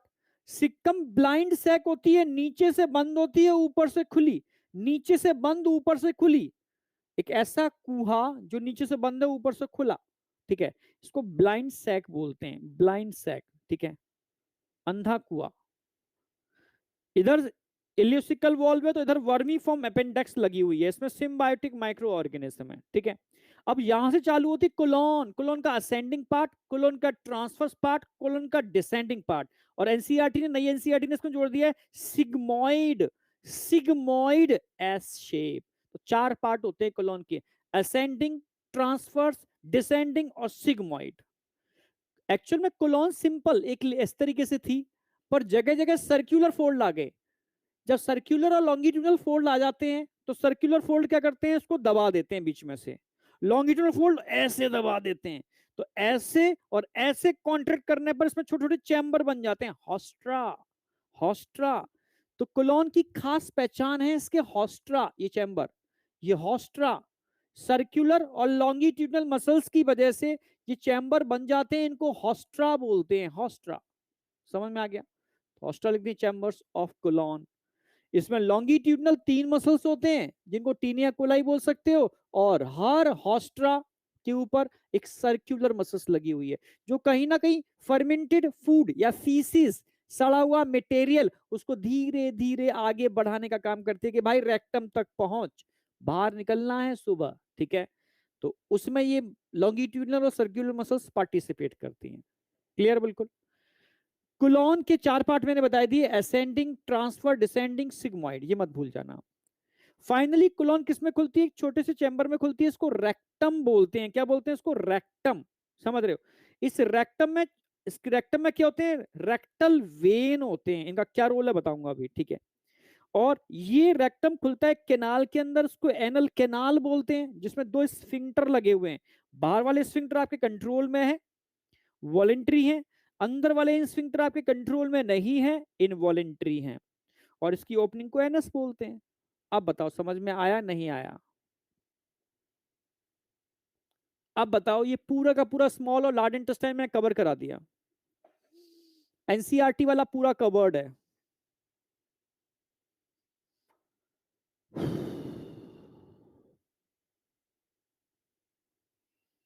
एनसीईआरटी फुल्ली कवर्ड है, पढ़ के देखो एनसीईआरटी।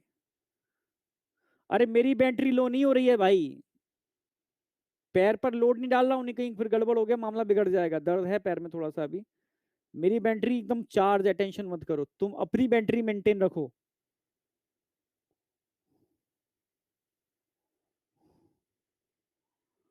यार तुम्हारे पास तो सारे ऑप्शन है टेबल पर,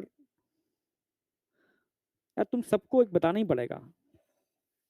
देखो यार, थोड़ी कंजूसी मत करना, हो सकता है कि दिक्कत हो, ठीक है, पर इतना करो, 4-5 बादाम, 2-3 अखरोट, समझो मेरी बात यार, ठीक है, 1-2 अंजीर थोड़ा भिगो करके सुबह सुबह खाया करो। अगर दुबले पतले हो तो साथ में 2 बनाना, और एकदम एनर्जी चाहिए आपको, समझ रहे हो ना, एकदम एनर्जी चाहिए, तो 2 बनाना साथ में ब्लैक कॉफी, इतना यार सुबह सुबह खाओ, थोड़ा एनर्जेटिक रहोगे, ठीक है। साथ साथ में मैंने बताया था पंपकिन सीड, सनफ्लावर सीड, समझ रहे हो ना, इनको भी साथ में यूज कर लो तो और बढ़िया है।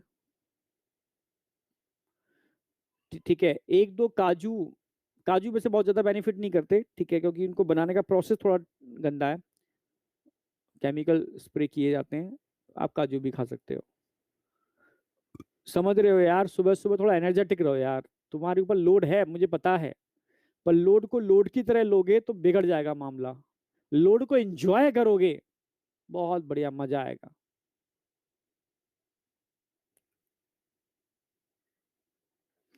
ठीक है, बस अब आपको ये करना, जैसे ही आपका ये चैप्टर खत्म हो, देखो धीरे धीरे अब आपको मतलब कहीं ना कहीं टेस्टों पर फोकस करना पड़ेगा, ठीक है, टेस्ट का नंबर बढ़ाना पड़ेगा अब आपको, ठीक है, धीरे धीरे टेस्ट का नंबर बढ़ाना चालू करो, टेस्ट सारे देना चालू करो, ठीक है, आ रहा हूँ विटामिन पर आ रहा हूँ, ठीक है, अपने टेस्ट का नंबर बढ़ाओ, टेस्ट पर फोकस करो, जितना ज्यादा टेस्ट दोगे ना उतनी ज्यादा गलतियां होंगी, जो गलतियां होंगी वो दोबारा रिपीट नहीं होंगी, ठीक है।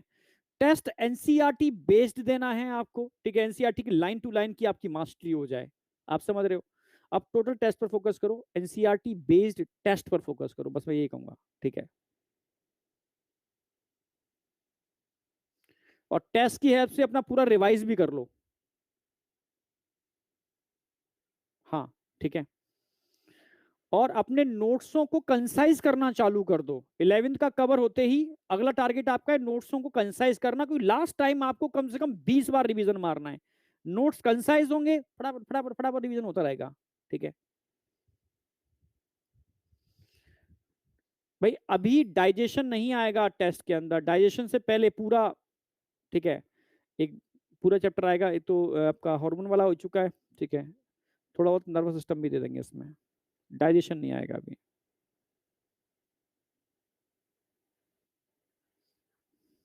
हाँ डायग्राम कंप्लीट है ना, अब आगे आ जाओ, ठीक है।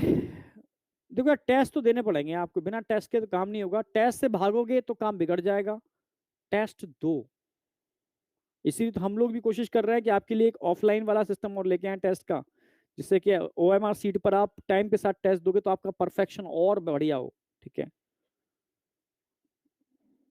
हाँ, और एक ये हमेशा बोलता हूं मैं, रिवीजन पर ज्यादा फोकस करो, और रिवीजन के लिए आपको नोट्स कंसाइज अभी से करने पड़ेंगे, मेरे नोट्स कंसाइज हैं, ठीक है, पर और सब्जेक्ट के नोट्स भी आपको कंसाइज करने पड़ेंगे, ये जरूरी है, तभी बार बार रिवीजन हो पाएगा। मेरे नोट्स ऑलरेडी परफेक्ट बना रहा हूँ, कंसाइज करके बना रहा हूँ, बार बार रिवीजन आप कर पाओ इस तरीके से बना रहा हूँ, ठीक है, आपको एक्स्ट्रा एफर्ट करने की जरूरत नहीं है, जो दे रहा हूँ मोर देन सफिशियंट, समझ रहे हो। शॉर्ट नोट्स, मेरे नोट्स शॉर्ट नोट्स ही हैं बेटा, कंसाइज फॉर्म में है ये, ठीक है, क्योंकि मैंने थ्योरी डिलीट ही कर दी है बिल्कुल, diagram flow diagram point two point बात की है, ठीक है, इससे छोटे करोगे बेकार तो कचड़ा हो जाएगा, नोट्स नोट्स ऑलरेडी परफेक्ट हैं, बिल्कुल एकदम बने हुए। इस साल सोचा था मैंने आपको बिल्कुल भी बस कुछ करना ही नहीं है, इन नोट्स को ही फॉलो करना है, इसके अलावा कुछ मत कर देना इसके अंदर। अब आ जाओ, ठीक है, तो अब बताओ यहां तक किसी को कोई डाउट शाउट है, सारी चीजें क्लियर हैं। अब वापस आ रहा हूं मैं स्मॉल इंटेस्टाइन पर, स्मॉल इंटेस्टाइन की लेंथ मैंने 5 to 7 मीटर मतलब 6 मीटर के आसपास है, extend from pyloric sphincter of ileocaecal wall, ileocaecal wall जहां लगा हुआ है, ठीक है, वहां तक आ रही है, पाइलोरिक स्फिंक्टर से स्टार्ट होती है यहां तक आती है। इसको 3 पार्ट में हमने डिवाइड किया है, ड्यूडेनम, जेजुनम, इलियम। ड्यूडेनम सी शेप होती है, और इसमें हेपेटोपेनक्रियाटिक ओपनिंग देखने को मिलती है। सर क्या होती है हेपेटोपेनक्रियाटिक ओपनिंग, ये बस मैं लिवर में कराता हूं, पर मैं हिंट दे दे रहा हूं, कहीं क्वेश्चन साथ साथ में याद रहेगा। शी शेप होती है, ऐसे ऐसे होती है ड्यूटेनम, ठीक है। इसी के अंदर अभी बताया था मैंने पेनक्रियाटिक, भाई पेनक्रियास की डक्ट आएगी यहां से, और ऊपर से लिवर की डक्ट भी आएगी, दोनों मिलकर के हिपैटो पेनक्रियाटिक। अच्छा, ऊपर से लिवर की डक्ट आ रही है, यहां से पेनक्रियास की डक्ट आ रही है, दोनों मिलकर के हिपैटो पेनक्रियाटिक डक्ट बनाते हैं, जो एक ओपनिंग ये ऐसे ऐसे ड्यूडेनम में खुलती है, हिपैटो पेनक्रियाटिक ओपनिंग। यहां से तो आएगा पेनक्रियास, यहां आएगा लिवर,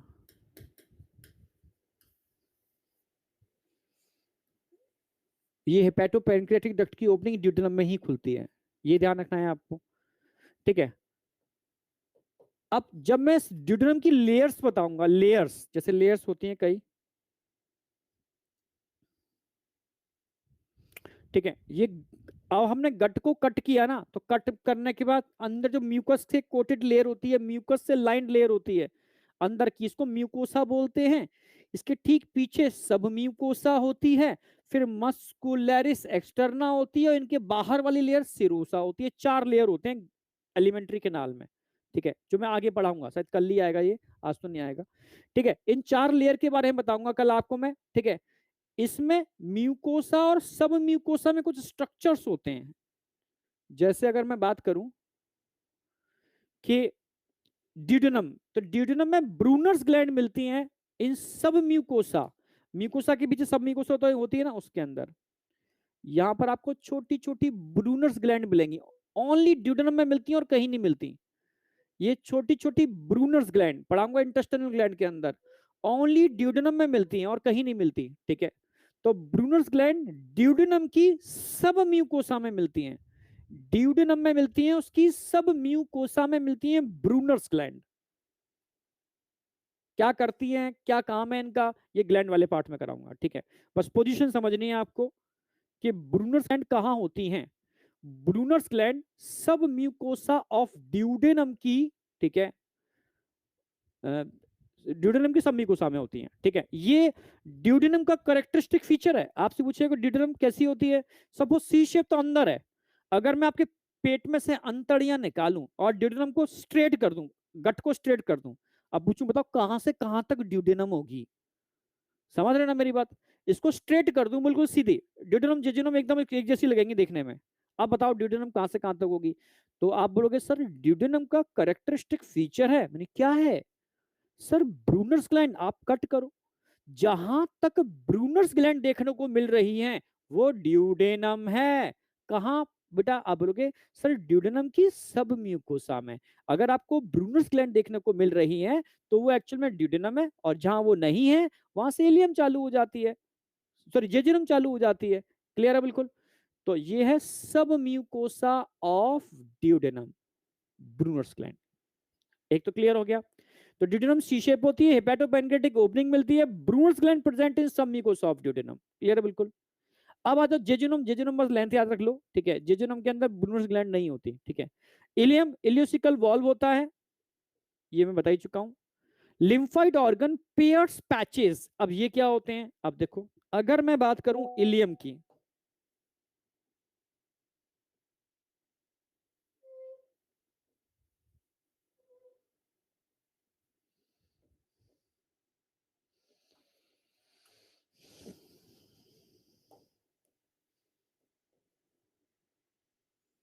अगर मैं इलियम की बात करूं, समझना मेरी बात, तो इलियम के अंदर कुछ लिम्फाइड टिश्यू होते हैं, लिम्फाइड टिश्यू, इसको पेयर्स पैचेस बोलते हैं। लिम्फाइड टिश्यू है पेयर्स पैचेस, ये सब म्यूकोसा में भी हो सकते हैं, और कभी कभी इतने बड़े होते हैं सब म्यूकोसा से म्यूकोसा तक होते हैं, सब म्यूकोसा से म्यूकोसा तक होते हैं, म्यूकोसा में तो होते ही हैं।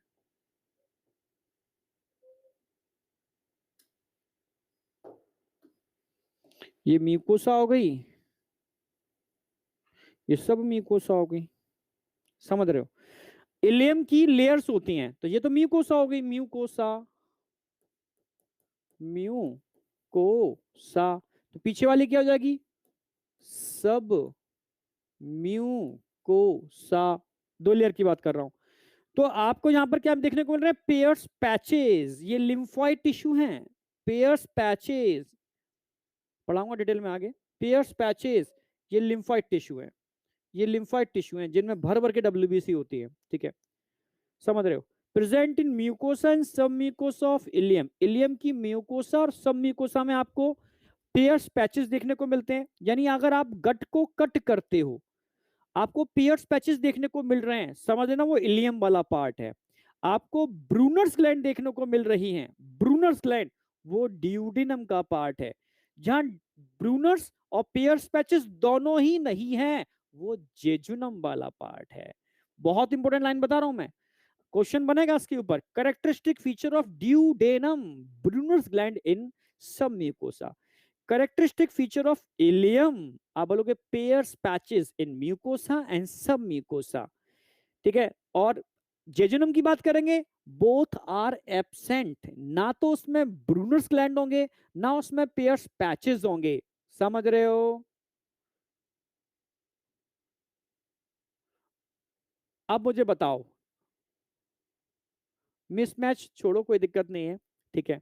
अब ये बताओ कंसेप्ट सेट हुआ या नहीं हुआ, बहुत इंपॉर्टेंट कंसेप्ट बता रहा हूं मैं, बहुत इंपॉर्टेंट, जो हिडन है, बिल्कुल हिडन, दिखता ही नहीं है। क्वेश्चन गलत भी होता है। रेक्टल वेन बताऊंगा अभी, रेक्टल वेन पर भी आऊंगा अभी मैं खुद चल रहा हूं, टेंशन मत करो, एक एक चीज लेके लेके चलूंगा। ये आपकी स्मॉल इंटेस्टाइन का पार्ट खत्म होता है। सबसे इंपॉर्टेंट चीज मैंने बताई है यहां पर, सब म्यूकोसा में मिलने वाले ब्रूनर्स ग्लैंड, जो ड्यूडेनम का करेक्टरिस्टिक फीचर है। अगला वेरी इंपॉर्टेंट बताया है मैंने पार्ट यहां पर, पेयर्स पैचेस, जो इलियम का करेक्टरिस्टिक फीचर है, ये मत भूल जाना, ठीक है। चलो अब बात करते हैं लार्ज इंटेस्टाइन। डायग्राम में तो सारा ऐड कर ही दिया मैंने। अच्छा, एक एक क्वेश्चन और बनता है, structure which present in complete small intestine. ऐसा कौन सा स्ट्रक्चर है जो पूरी स्मॉल इंटेस्टाइन में देखने को मिलता है, कंप्लीट स्मॉल इंटेस्टाइन, जरा बताओ।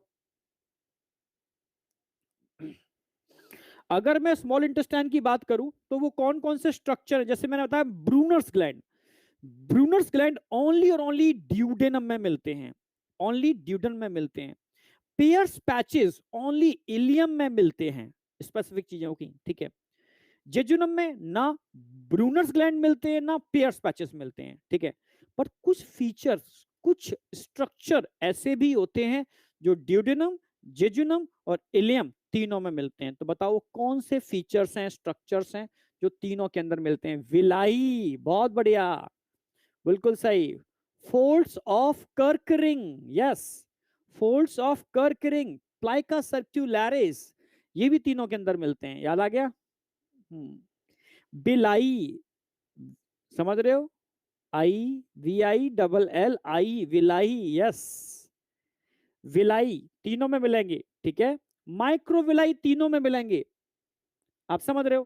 क्रप्स ऑफ लिबर खून, लिबर खून की दरारें, इनको इंटेस्टाइनल ग्लैंड्स बोलते हैं, स्पेशली स्मॉल इंटेस्टाइन के तीनों पार्ट में मिलती हैं, ठीक है। तो तीन स्ट्रक्चर आप इसमें ऐड कर देना। नंबर 1 विलाई, नंबर 2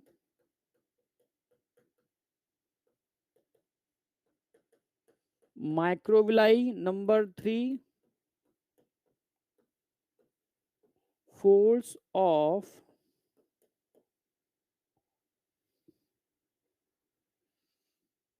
कर्करिंग भी बोल सकते हो, या प्लाइका सर्कुलरिस, याद रखो, प्लाइका सर्कुलरिस।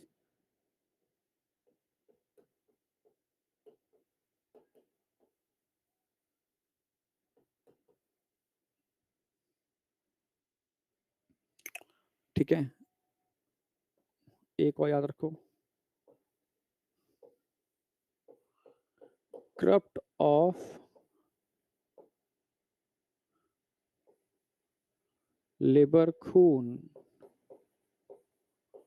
ये चार स्ट्रक्चर हैं, 4 स्ट्रक्चर, ठीक है, 4 स्ट्रक्चर हैं, ठीक है। ये चारों के चारों स्ट्रक्चर आपके डिडनम, जेजुनम, इलियम तीनों जगह देखने को मिलते हैं, ठीक है। ये तीनों स्ट्रक्चर क्या करते हैं, सरफेस एरिया बढ़ाने का काम करते हैं। Increase surface area of small intestine, किसके लिए, फॉर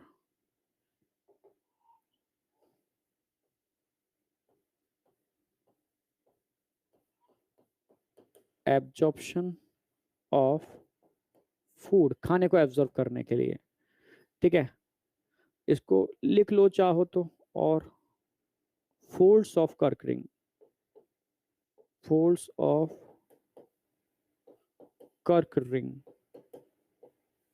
प्लाइका सर्कुलरिस, ठीक है। क्रेफ्ट ऑफ लिवर कौन कौन होते हैं, इट इज इंटेस्टाइनल ग्लैंड्स।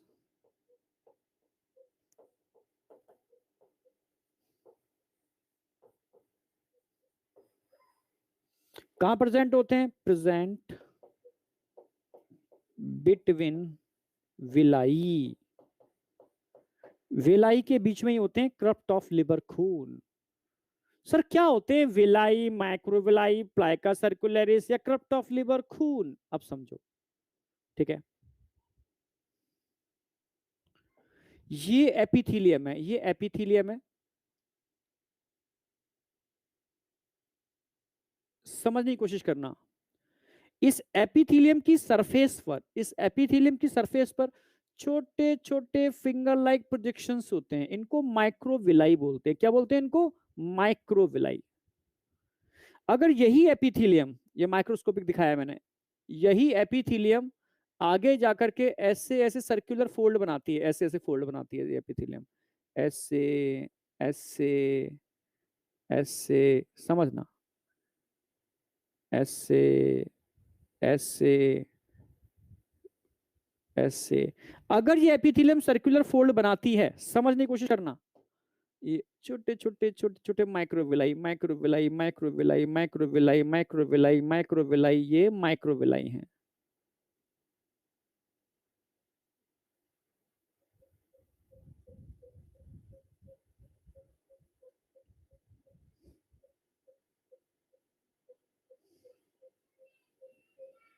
समझने की कोशिश करना, ठीक है।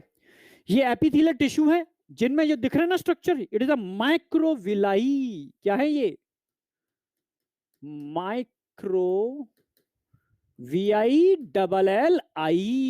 विलाई।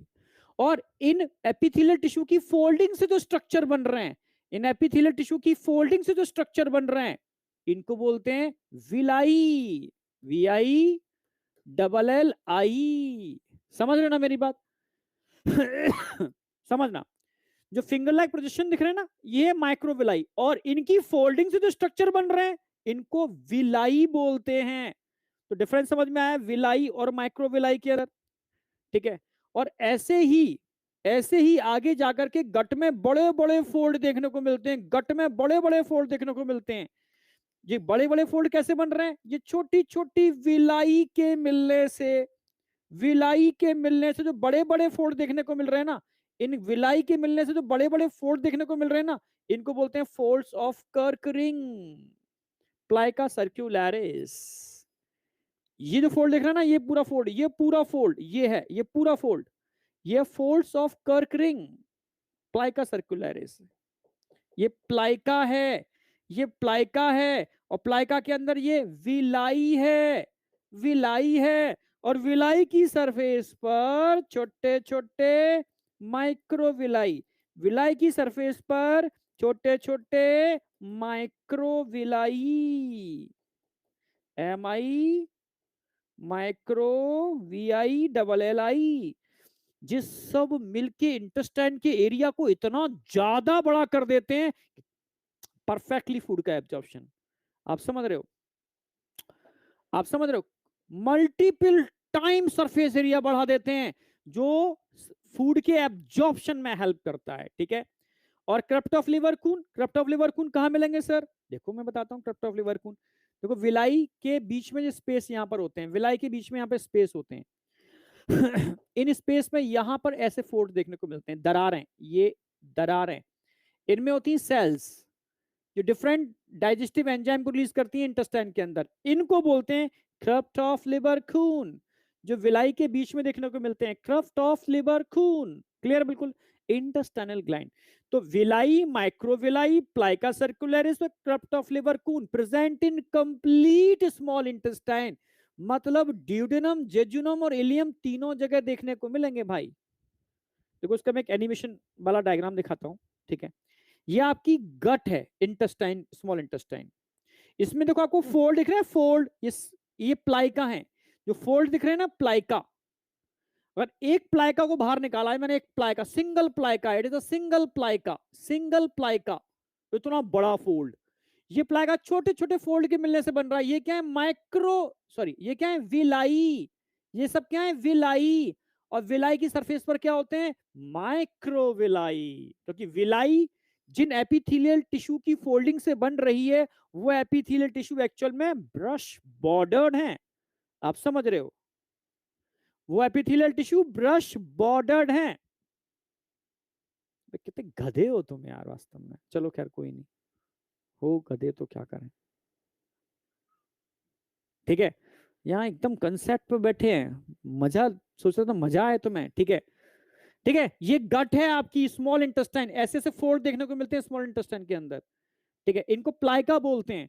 और एक बड़ा प्लाइका है, इस प्लाइका का फॉर्मेशन कैसे हो रहा है? आप लोग छोटे छोटे फोल्ड से, ये दिख रहे हैं, ये सारे सारे, ये विलाई, और विलाई की सरफेस पर छोटे छोटे फिंगर लाइक प्रोजेक्शन होंगे, फिंगर लाइक प्रोजेक्शन होंगे। ये क्या होंगे? माइक्रोविलाई, माइक्रोविलाई, ठीक है। ये विलाई है, ठीक है, ये विलाई। और देखो म्यूकोसा भी दिखाने की कोशिश की है उन्होंने, ठीक है। ग्लैंड्स भी दिखाने की कोशिश की है, देखो सब म्यूकोसल ग्लैंड भी दिखा रहे हैं ये। समझे नहीं समझे?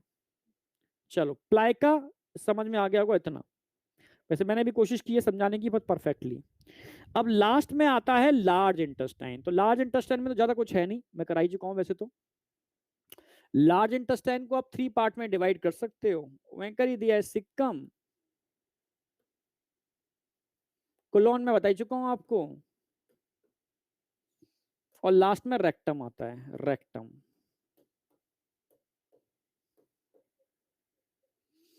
ठीक है, सिक्कम बता चुका हूं पूरा, कोलोन, रेक्टम। सिक्कम में बस ध्यान रखना है आपको, 2 चीजें बताई थी मैंने। एक तो बताई थी वर्मीफॉर्म अपेंडेक्स,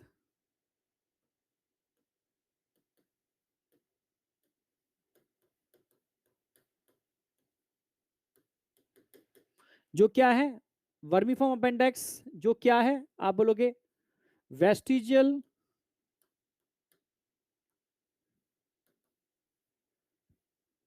लिम्फाइड ऑर्गन है,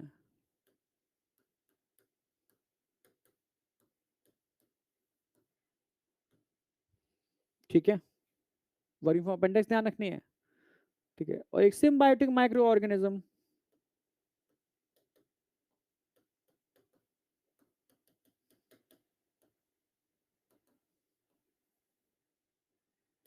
बस 2 चीज याद रखना, ठीक है। कोलोन के मैं चारों पार्ट बता चुका हूं। रेक्टम में बस ध्यान रखना है आपको रेक्टल वेन के बारे में, ठीक है। रेक्टम में तो बस मैं सब बता ही चुका हूं। इसमें एक नोटेबल पॉइंट लिख देते हैं, इसमें रेक्टम में होता क्या है? अनडाइजेस्टेड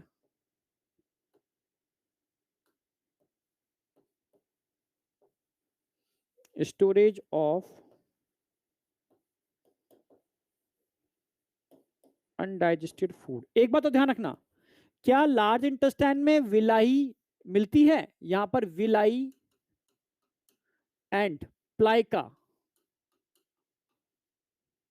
दोनों ही एब्सेंट होते हैं, समझना। यहां पर डाइजेशन ऑफ फूड नहीं होता, डाइजेशन ऑफ फूड नहीं होता, एब्सेंट होता है। ओनली एब्जॉर्प्शन होता है, only absorption, only absorption. Absorption भी किसका होगा? आप बोलोगे वाटर का होगा, मिनरल्स का होगा, और कुछ ड्रग्स होती हैं,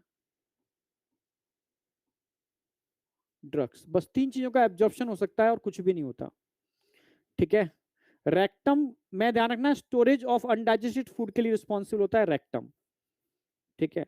रेक्टम की अगर मैं बात करूं तो एक लाइन और ऐड करूंगा रेक्टम के अंदर, वैसे आगे डिसऑर्डर में बताऊंगा इसको मैं, अच्छा डिसऑर्डर में ही बताऊंगा इसको क्योंकि डिसऑर्डर से ही रिलेटेड है, ठीक है। यहां तक बताओ कोई डाउट शाउट है? रेक्टल वेन डिसऑर्डर में बताऊंगा बेटा, डिसऑर्डर में रेक्टल वेन, बस ये तो अगला टॉपिक अगले में आएगा, ठीक है। कुछ क्वेश्चंस कल वाले क्वेश्चंस हैं, आपने लगा दिए होंगे क्या क्या क्वेश्चंस आएंगे, ठीक है। कल वाले क्वेश्चन मैं रिपीट नहीं कर रहा हूं, कल दे चुका हूं, कल वाले क्वेश्चन मैं कल करा चुका हूं। आज के कुछ क्वेश्चन हैं जो आपको करके आने हैं, ठीक है। एक ब्रश बॉर्डर से रिलेटेड क्वेश्चन है, स्टमक हैज 3 मेजर पोर्शन, कौन कौन से होते हैं बताना है आपको।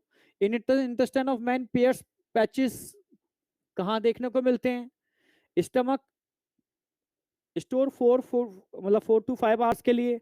इलियम का करेक्टरिस्टिक फीचर्स क्या है, ये कुछ क्वेश्चंस हैं, ठीक है, ये करने हैं आपको। और साथ में बेटा क्यू एम डी ये भी होमवर्क है, छोड़ के नहीं आना, समझ रहे हो ना मेरी बात। ये सारे क्वेश्चंस आपको करने हैं, प्रैक्टिस के लिए दे रहा हूं मैं, ठीक है। सारे क्वेश्चन प्रैक्टिस के लिए दे रहा हूं, एनसीईआरटी लाइन वाइज लाइन है, कंसेप्ट एकदम बेहतर करेंगे, मजा आ जाएगा, ठीक है। क्योंकि टेस्ट जब स्टार्ट हो उससे पहले आप अपनी कमर कस लो, समझ रहे हो ना, समझ रहे हो। टेस्ट स्टार्ट होने का मतलब है आगाज हो गया कि भाई अब चालू होगी कहानी असली, फाइट, ठीक है, आप समझ रहे हो। उससे पहले हर चीज की इतनी परफेक्टली प्रैक्टिस करो कि हर कमियां एकदम गायब हो जाएं, ठीक है। तो समझे, आज हमारा एलिमेंट्री कैनाल का स्ट्रक्चर वाला पार्ट पूरा क्लियर हो गया। कल मैं इसकी ट्रांसफर सेक्शन कराऊंगा और ग्लैंड्स वाले पार्ट को स्टार्ट कर दूंगा, सैलिवरी ग्लैंड, ठीक है, और गैस्ट्रिक ग्लैंड वाले पार्ट को टारगेट करूंगा कल मैं, सैलिवरी और गैस्ट्रिक, क्लियर है बिल्कुल, बहुत इंपॉर्टेंट है गैस्ट्रिक वाला पार्ट, ठीक है। अगर ये पार्ट एनटीए वालों ने डिलीट नहीं किया, वैसे मुश्किल लग रहा है मुझे, ठीक है, तो गैस्ट्रिक से तो क्वेश्चन आना ही आना है, ठीक है। ओके, तो बाय बेटा, ठीक है, लव यू टू, ठीक है, बाय। तो करना क्या है, क्वेश्चन प्रैक्टिस करनी है, ठीक है। क्वेश्चन प्रैक्टिस करने के साथ साथ कैसे भी क्या करो, जियोलॉजी तो मैं कराता रहा हूं, और सारे सब्जेक्ट को कंसाइज करो, ठीक है। टेस्ट स्टार्ट हो उससे पहले काफी कुछ आपको मेहनत करनी है, ठीक है।